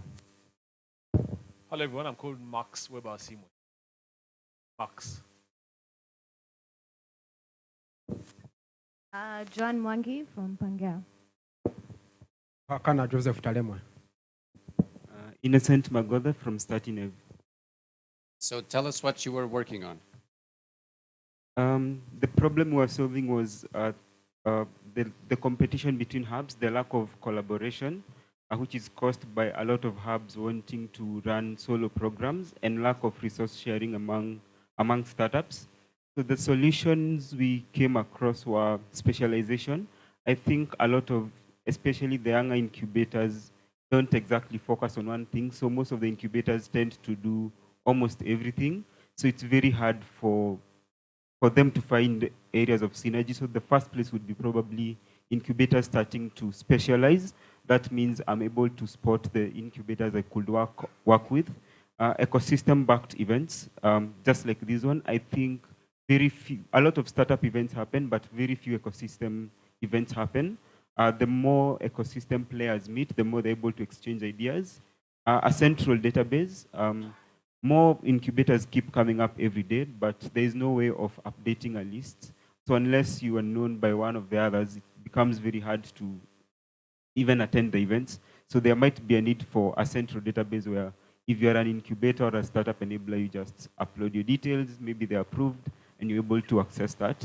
Then reducing government and corporate infringement. I think it varies per country, but I guess in Kenya specifically, we see a lot of startup and ecosystem events being run by government. So if it's a panel, it's not the enablers, it's government itself or even corporate. And I think it comes because the person with the money controls the event. So if I give you money, you have to give me an hour of your time to speak at an event. And I guess it dilutes the whole essence of some of these events. Next steps, lobbying and educating. I guess most of us are doing that. Pangea and USV are doing that in educating from university level, and having education taught, because until we also understand what actually a startup enabler means and the role we play, it might be even hard to push for some of these policies.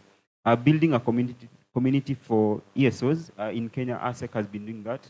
So they try to lobby and have all the incubators in one space. I think Startup Uganda is doing that as well in Uganda.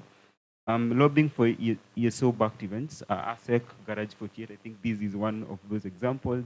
Then cross-region events and meetups. I think a lot of those happen, but at least for us at Startineb, we've been running cross-country and cross-region events. We are the ones who do Startup Weekend Africa and Startup Weekend Global.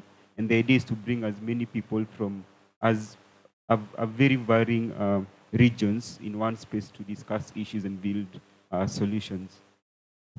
All right, let's give them a big round of applause to the team. Also get the diplomas. Any questions for this team?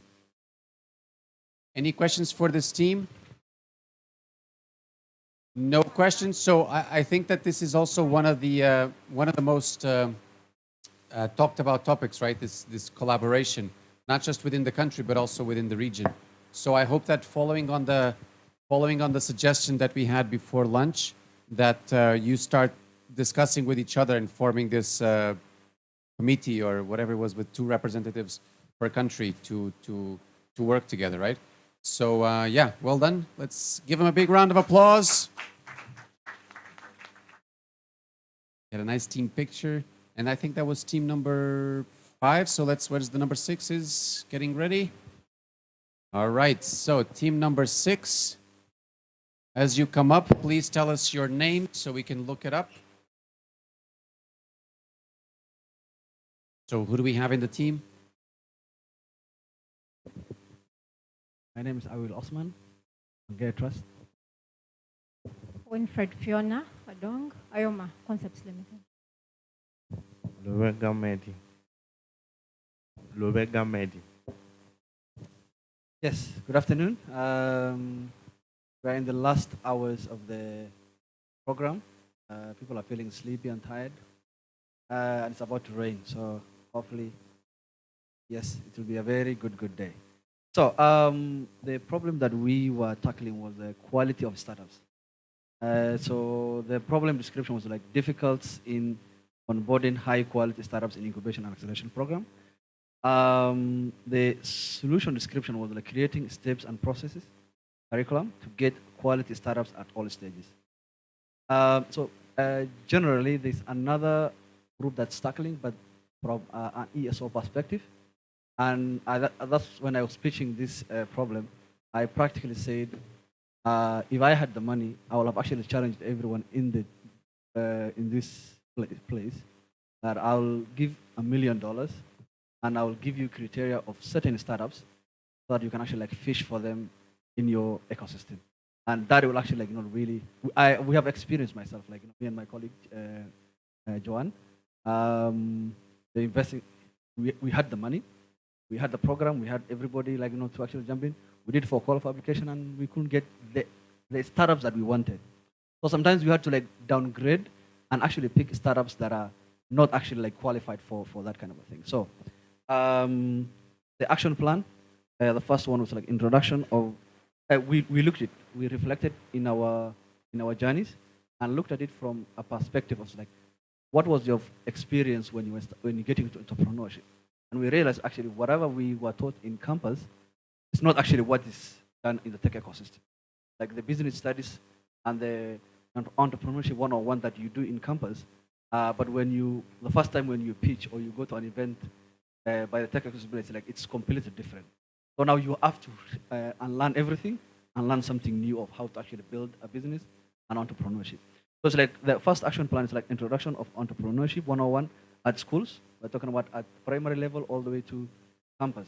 Such that, when this person is graduating or leaving these institutions, they have an idea of how to build a startup, not the usual kiosks and SMEs, but a tech startup. Then the next one is a platform to test your idea.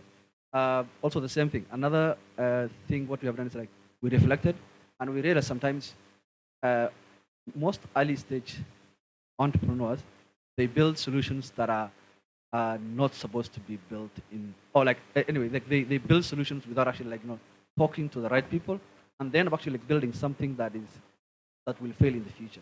So to give a tool that you can share it with your community, that you can test the idea and see that if this idea has been built in your locality, and you can say that you can use some variables, put the name, which sector it is, what it's doing, what the problem is solving, and what you're targeting, and then you search for it, and then you get a result saying, this idea is already live, someone is already solving the problem, and that the following services providers, and so that you don't build something that is already out there.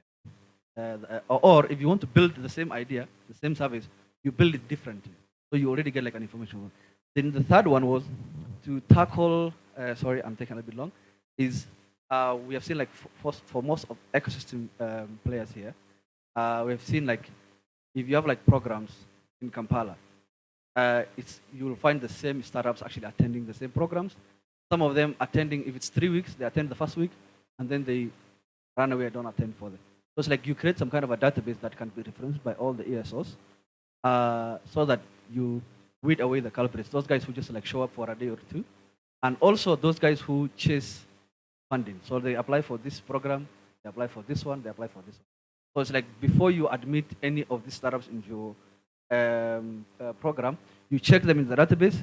If they are red listed or blacklisted, you make sure that they don't get into your program. Thank you. All right, let's give them a big round of applause. Well done to the team. Also, the diploma's coming out. I'll ask, just for the sake of asking, any questions for this team? I don't see any questions. So did you take the picture with the photographer? You want the paper as well? And the next one, I think, is you were number. So the next one is number 6. Sorry. So the next one is number 7. So number 7, you guys can start getting up. And let's. Where was number 7? Number 7 is over there. Sorry. So thank you very much. One more big round of applause. So team number 7, as you come up, I think they stole the microphone. They stole the microphone. Yes. So as they come up, let's get your names so we can look you up, and then you can present. Sonia Tumusime. Afternoon, everyone. Alan Okello. Joshua Tambo. Helen Mukasa. So the problem that we're handling is business compliance. We think that this ties into things like how ready are you to acquire a partner. They'll do a due diligence and find that you don't have all of this, and it will become difficult to get new partnerships or to even operate in some cases. So some of the key issues that we found are common for ESOs are tax compliance, beyond the obvious ones of NSSF and PAYE, I would like to talk about rental income, because startup hubs provide co-working space. And when the taxman comes, they expect that you have to declare that rental income, but you're giving it away at a very subsidized rate, and you're also paying rent to your landlord. So it becomes very tough for you to continue operating with such tax regulations, and you find yourself non-compliant. Same thing for licenses or permits. Beyond the obvious ones of trading licenses that everyone needs to get, there are offices like Office of the Prime Minister where you cannot operate if you're doing anything with the refugees or any disaster preparedness kind of issues, and that's your area of work. You will not even have a conversation with the OPM without an NGO license. And those permits are quite hard to get. So you will find that once in a while they'll blacklist certain NGOs for, failing to give them those permits. And then there's the certification mandate. Here we are talking about both the standards, ISO certifications, but also accreditations. Like we do skillings, and then we give certificates similar to the diplomas that we're receiving. But are we accredited? Like what does this certificate mean if we showed it to the National Council of Higher Education? Like would we pass to give that person confidence that they can show this somewhere and maybe get a job because they've been skilled? So we have to look into the possibility of being accredited to comply.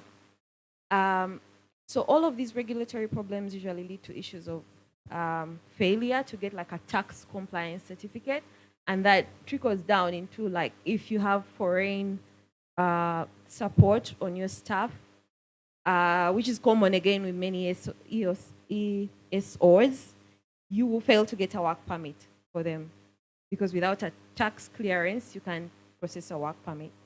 Same thing for annual returns. So usually the due diligence is hard to pass because of a compliance problem, and then you can't get a new program, you can't onboard a partner because you failed the due diligence. So for solutions, we think that lobbying would help, especially for tax issues around the rental income issue. It would really help if private sector government wouldn't take the initiative, they need the tax money, but private sector players would really help startup hubs to lobby for, scrapping that rental income tax for co-working spaces. Then creating awareness about compliance obligations. Sometimes it's ignorance, and unfortunately, ignorance of the law is not a defense. So you just have to create more awareness for people to know what they're supposed to do. And lastly, we propose innovating a business compliance tracker. This is to ease the tracking of, all these compliance obligations, because they might be too many for you.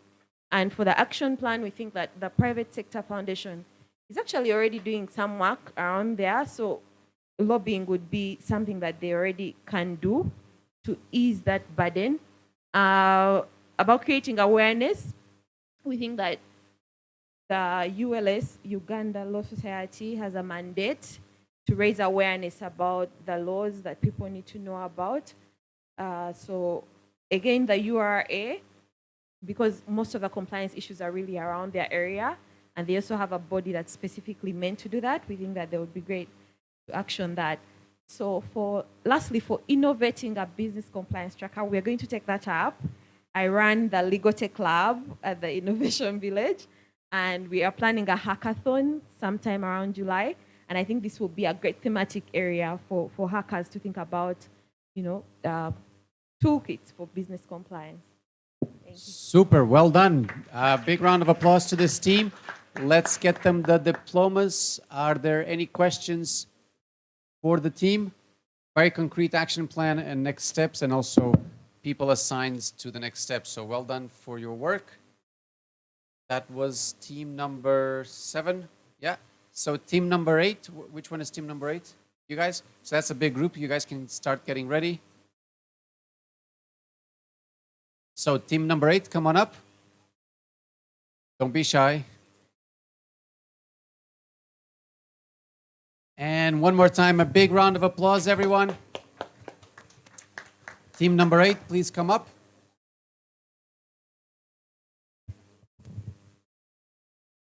So again, as you come up, please introduce yourselves So we can find you on the diploma. Careful there. You're good? Yeah? All right.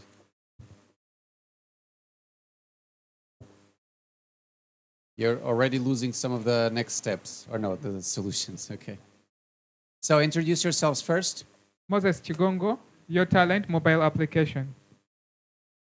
Robert Agufana, Smith Consultancy. Roderick Msechu, Serengeti Angels. Remy Kirunda from Makere University Business School, Entrepreneurship, Innovation and Incubation Center. Sabrina Atwine, Nimarange Initiative. Sarah Rice Tusingwire, Excel Hot Consult Agribusiness Incubator. Tony Ninsima, Prudential Assurance Uganda Limited. Thank you very much. So Group 8, our task was basically to tackle the problem of startup founders' mindsets. And we saw that their mindset has a lot to do with their growth. Yeah, so if it's negative or if anything is not well with their mindset, it can definitely affect their growth and development.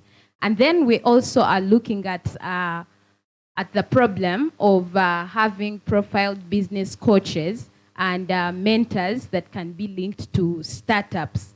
So we saw that one, mentors are actually available. There are some that are available, but it's very hard for them to be accessible because some of them have actually monetized it. They want a lot of money, and the startups can't really afford to cater for that money to get them.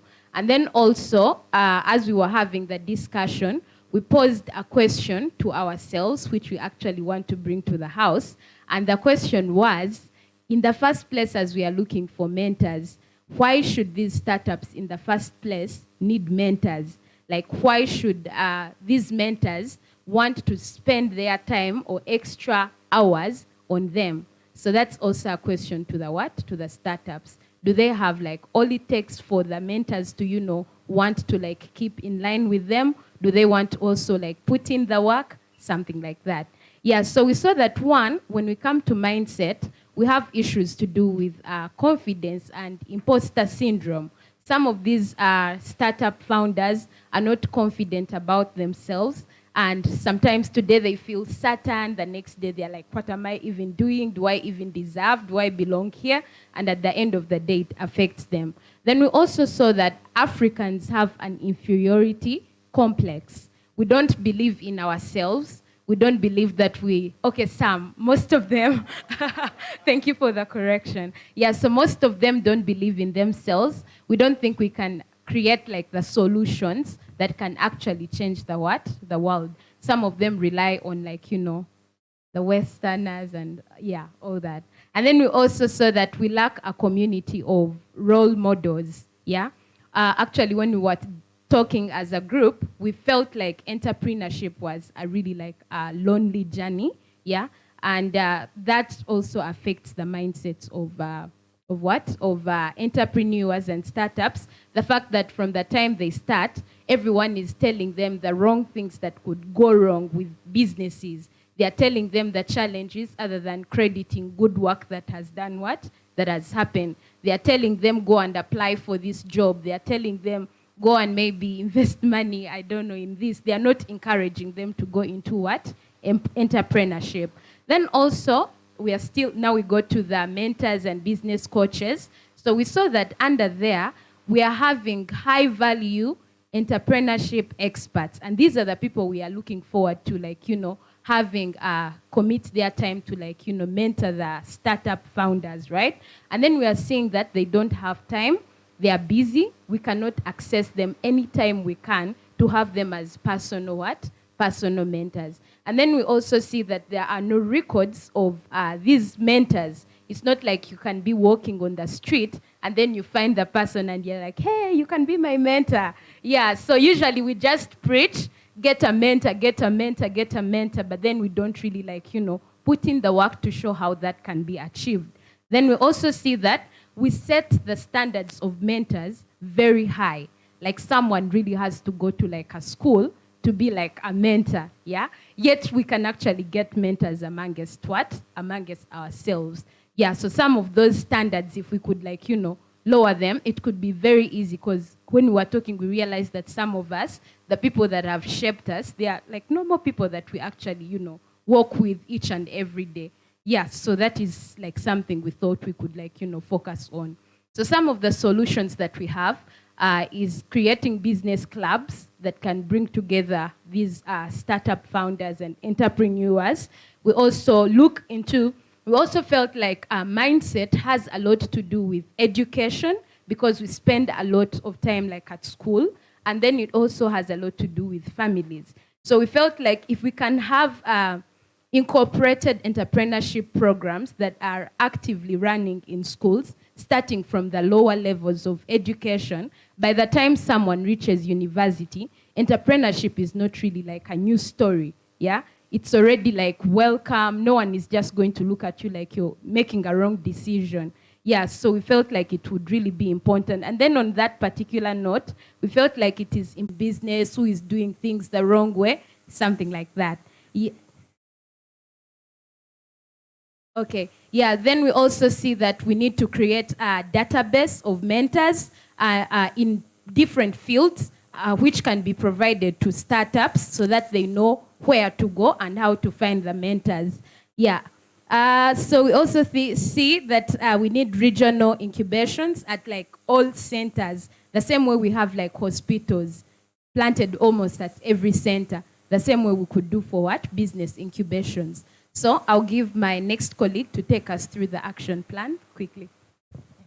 Thank you very much. In terms of actioning, we agreed that the hubs or the incubators should be able to identify the entrepreneurs or the startups in each of the regions, because there is no clear database of the startups in each of the sectors that can be based on for any support. We also agreed that the hubs or the incubators need to reach out and engage the schools, engage the universities, and introduce the business incubation programs so that the mindset is set at the young stage. We also agreed that we need to, incubators or the hubs should increase on hosting of the business events so that we create a bigger platform for the startups to share experiences and lessons and agree on some of the solutions to their problems. Another action, we noted that incubators or business hubs need to identify the partners that are interested to support business incubation programs. Not all partners are willing and are committed to support business development, but there are others who are upcoming now to support business incubation. Then we also agreed that we need to create business committees. We already agreed that out of our interaction yesterday and today, even the members in this room, we can have committees so that we keep sharing, we keep deliberating on some of the ideas that can enable mindset change. And profiling the startup champions. There are many startups that have succeeded, but they can be profiled as champions to keep sharing their stories, and their stories can be reported to inspire others. And lastly, we said the hubs can profile the mentors. There is no database of the mentors that you can rely on. So it is very hard for the startups to know which person they can reach out to for mentorship, and also the Mentorship Act. We've talked about the Startup Act, but what about the Business Mentorship Act? Can it be an idea that we still need to discuss further? And lastly, lobbying and advocating from partners to support incubation hubs. Government, we need to engage the government ministries and other government programs to support the business incubation programs. Thank you very much. All right, let's give this team a big, big round of applause and also give them the diplomas. Any questions for the team? If there's no questions, then let's take the team picture. And then you guys have a lot of actions there. You're a big team, but you have a lot of next steps. So I'm just wondering who's going to do what. Are you guys be committed? But you mentioned that you will already form some sort of committee and do some of the actions, yeah? That's good. So that was team number 8. So where's team number 9? Team number 9, you guys get ready.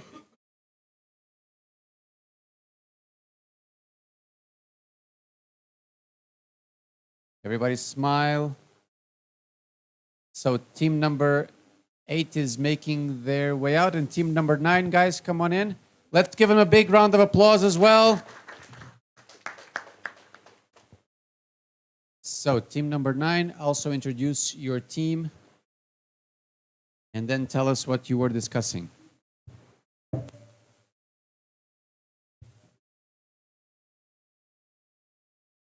I'm Cedric Kaiwende.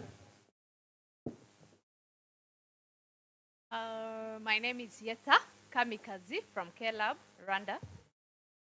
Hi, my name is Ziri Isa from Swahili Port Hub Foundation, Mombasa. Hello, my name is Louis from Rocket Health, Uganda. My name is Frida Tarangwe from Zidi Circle, Kenya. My name is Alphonsine from Envisage Rwanda.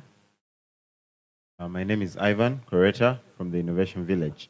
So our problem that we cited that we face as innovation hubs or ESOs was around sustainability.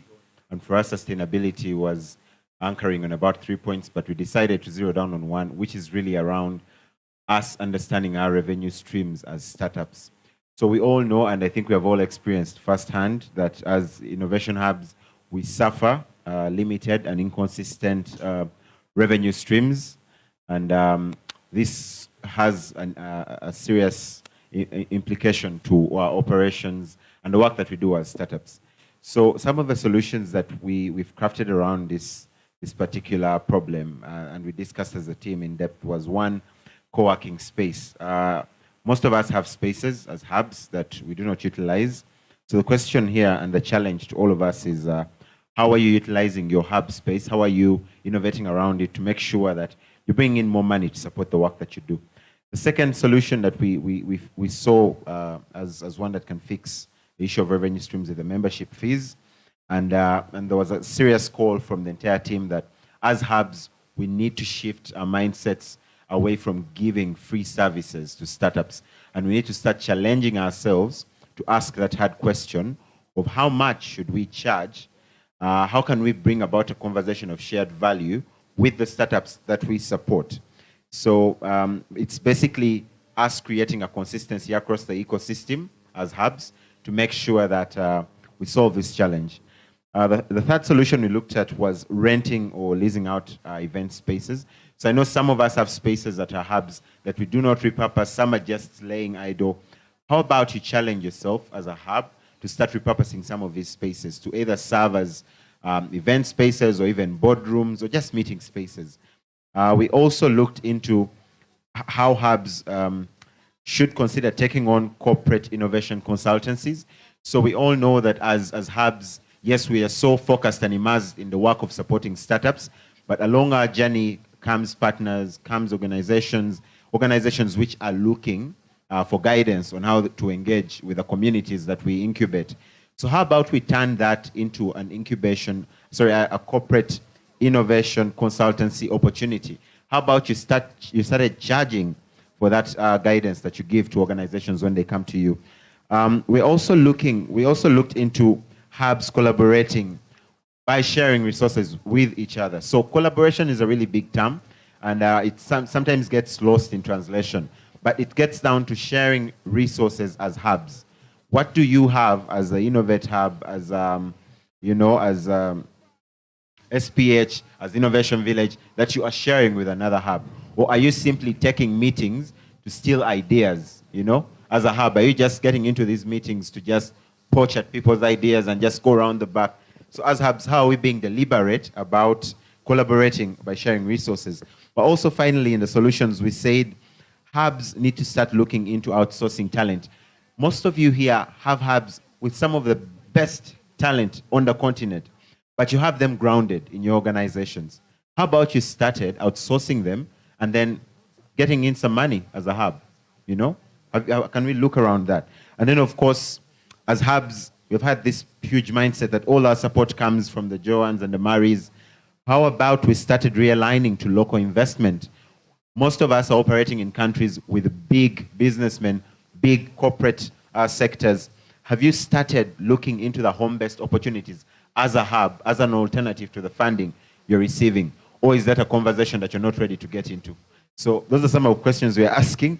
And in a spirit of action steps or next steps and who does what, and my team is just going to quickly chip in here. The first thing we have agreed is utilizing the forum we committed to opening yesterday, the ESO or Hubs Forum. We are saying we need to convene a stakeholder meeting and agree as hubs not to offer free services going forward, or to find a baseline around that. How do we create shared value and get everyone to benefit from our relationship? Secondly, we are saying that hubs need to start running collaborative programs. We'd like to see colleagues from Ghana, Nigeria, coming all the way down to South Africa, running programs and creating a pipeline for our startups. Do not have startups reclined to only the Ugandan experience. Take them to Estonia, let them experience.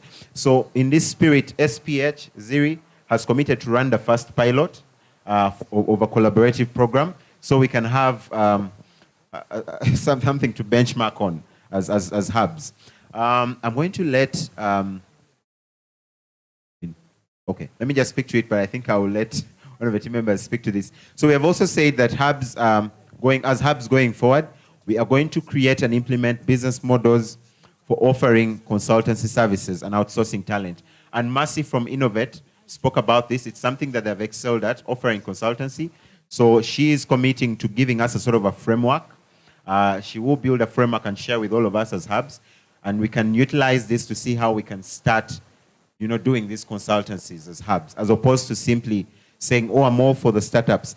Finally, and I will request my friend from Zidisako to speak to it. Thank you. Yeah. So the last one, we need to agree, as hubs and all players in the ecosystem, to commit to channel one opportunity to each other, once per year, at least. It could be you have your program, you have few spaces, you can offer somebody else, even if it's in another country, to do that. Or you have workshops that you can share within the community and the entrepreneurs can attend, because we realize there's a lot of duplication, and we are wasting resources. And of course, the resources are few. Yeah, thank you.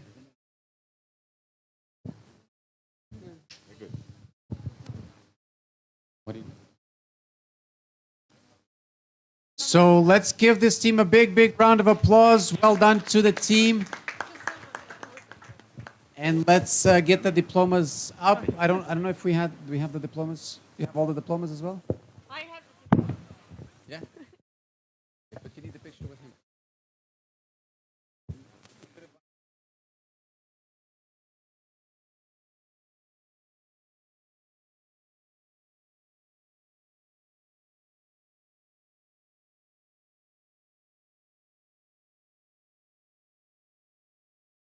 Did we already give a round of applause to this team? I'm lost. We did. Let's give another one because I don't remember if we applauded. And I don't want Patrice to accuse me of not applauding the team.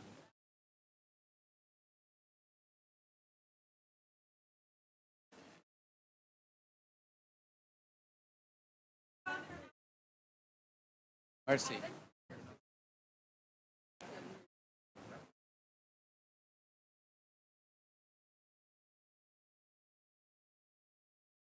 Wait, guys.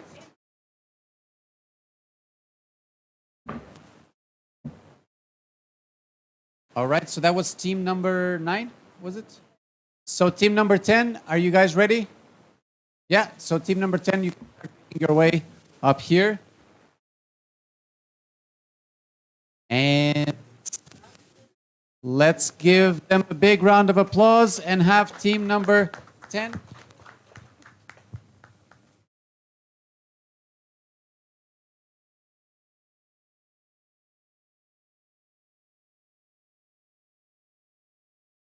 So as you come in, let's just start also introducing who do we have here, and then you can talk about what you were discussing.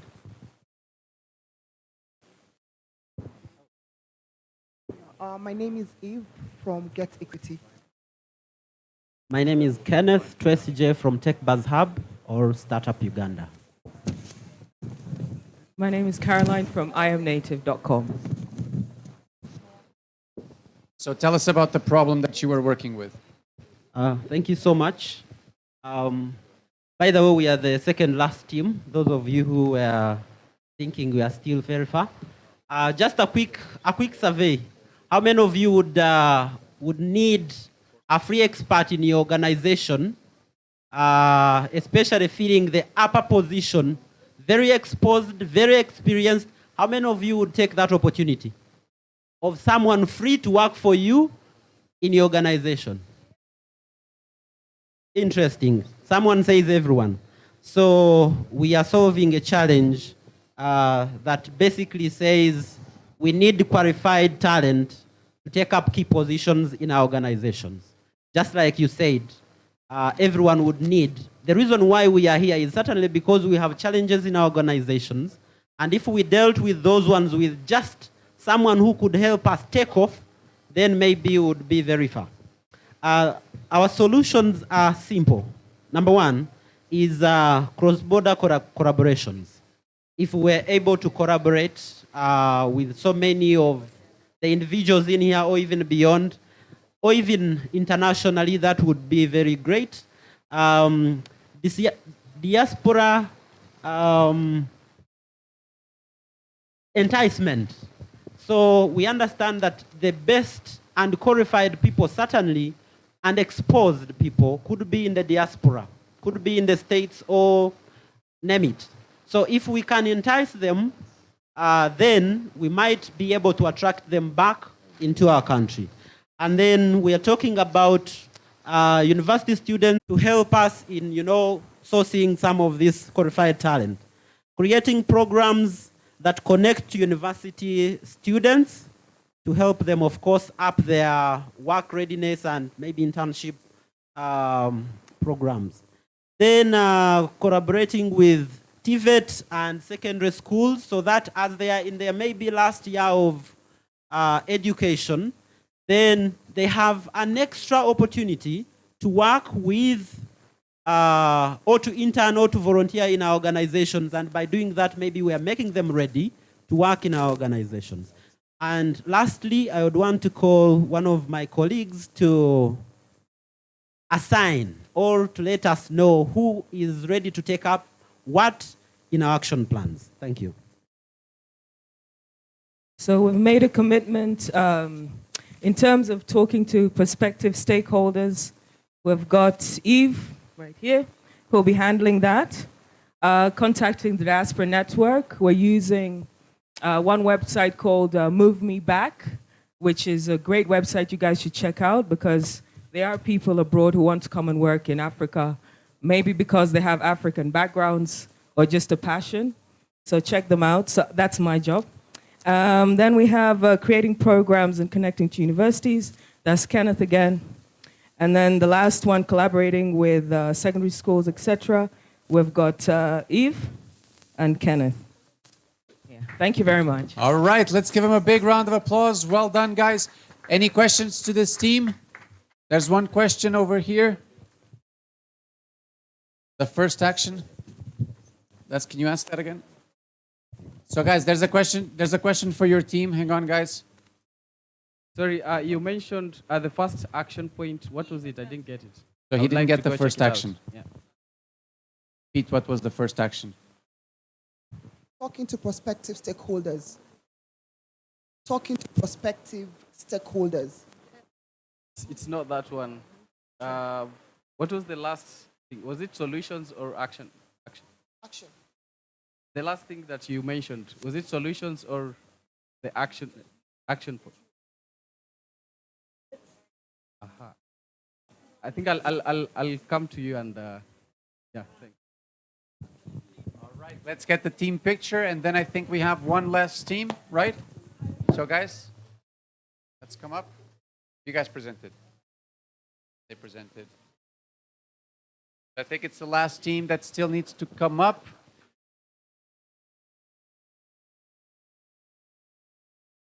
Team 11, yeah? So let's give them a big round of applause. Well done, guys. And now Team 11. And as we start, give us your participant names and then tell us what you were working on.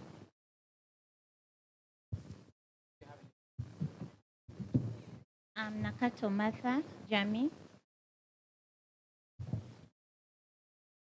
Good afternoon, everybody. My name is Carol Kagezi. Samuel Malindo is my name. Roland Biagava is my name. Mera Nisima.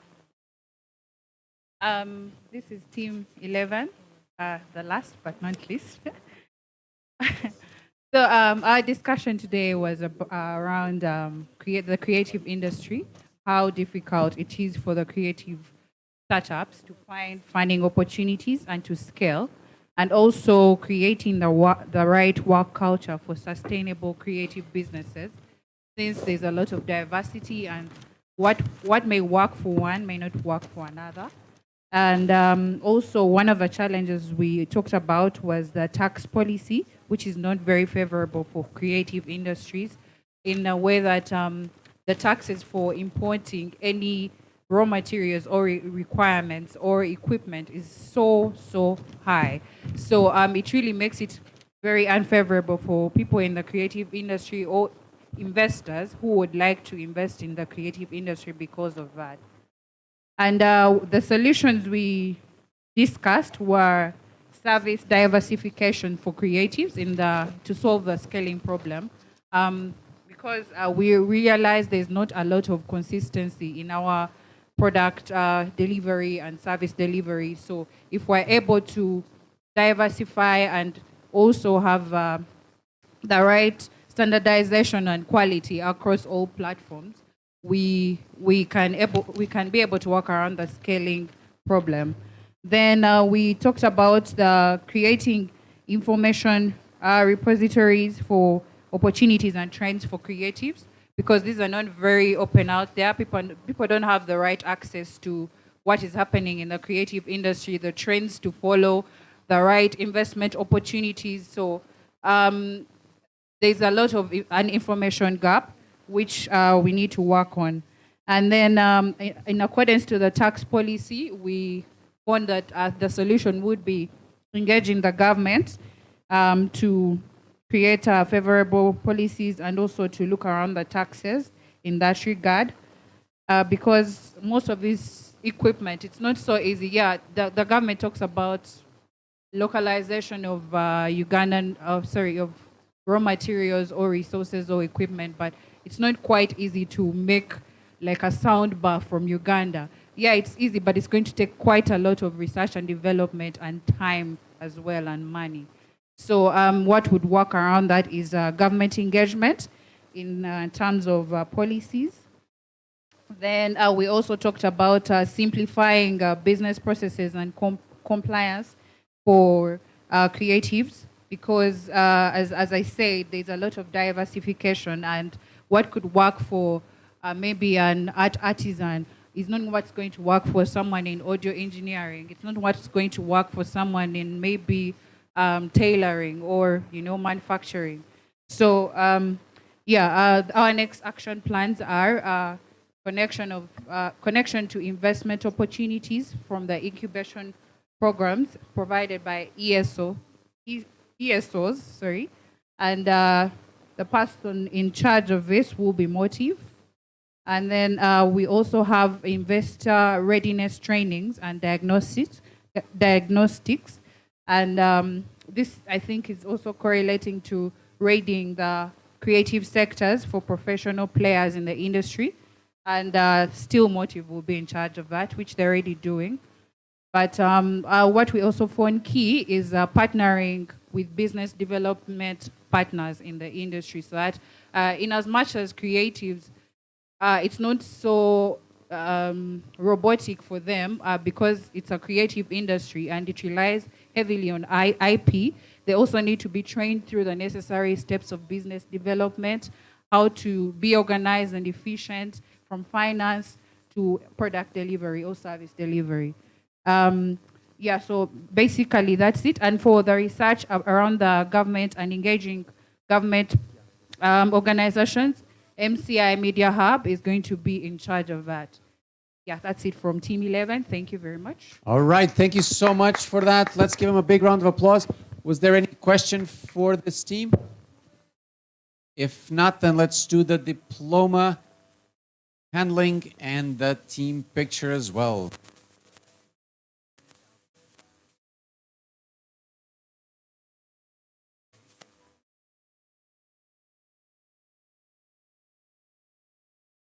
Everybody nice and smiling.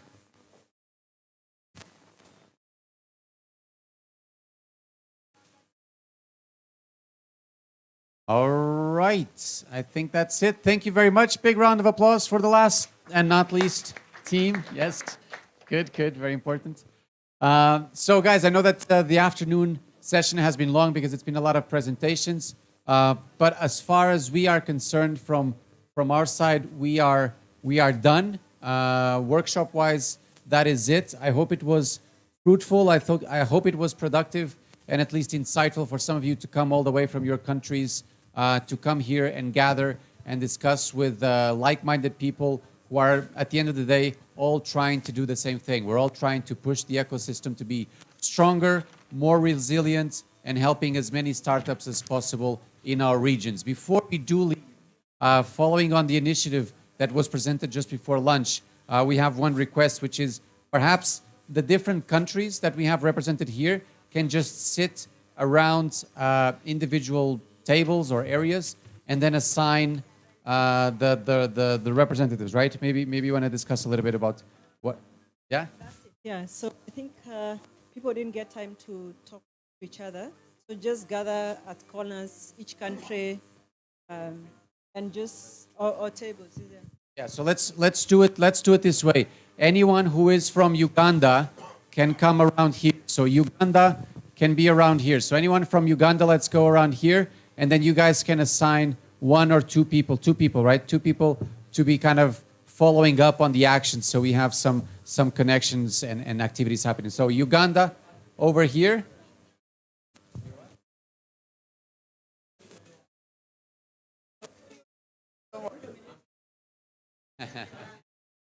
So Uganda over there. Let's do Kenya. Kenya over here. So anyone from Kenya, this is the table for Kenya.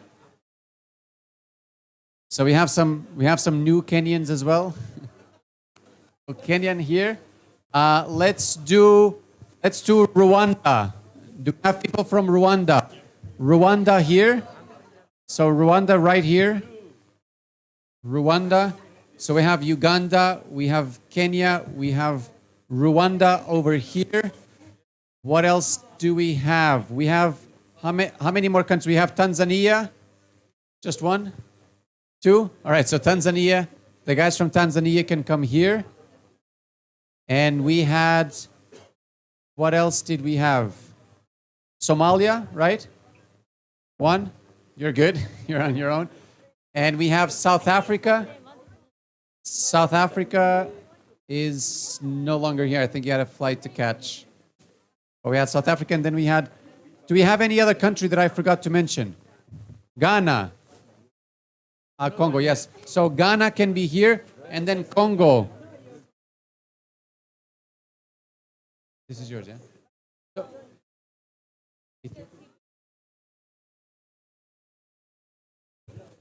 how many people from the DRC do we have here? Congo.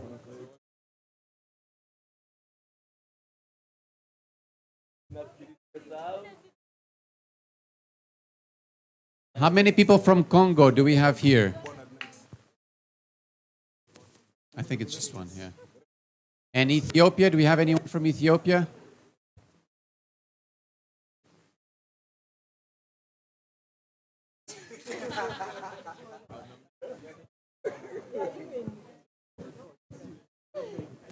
Yeah.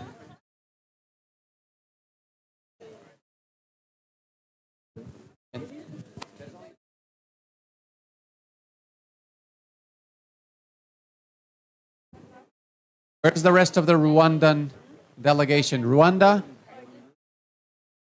No.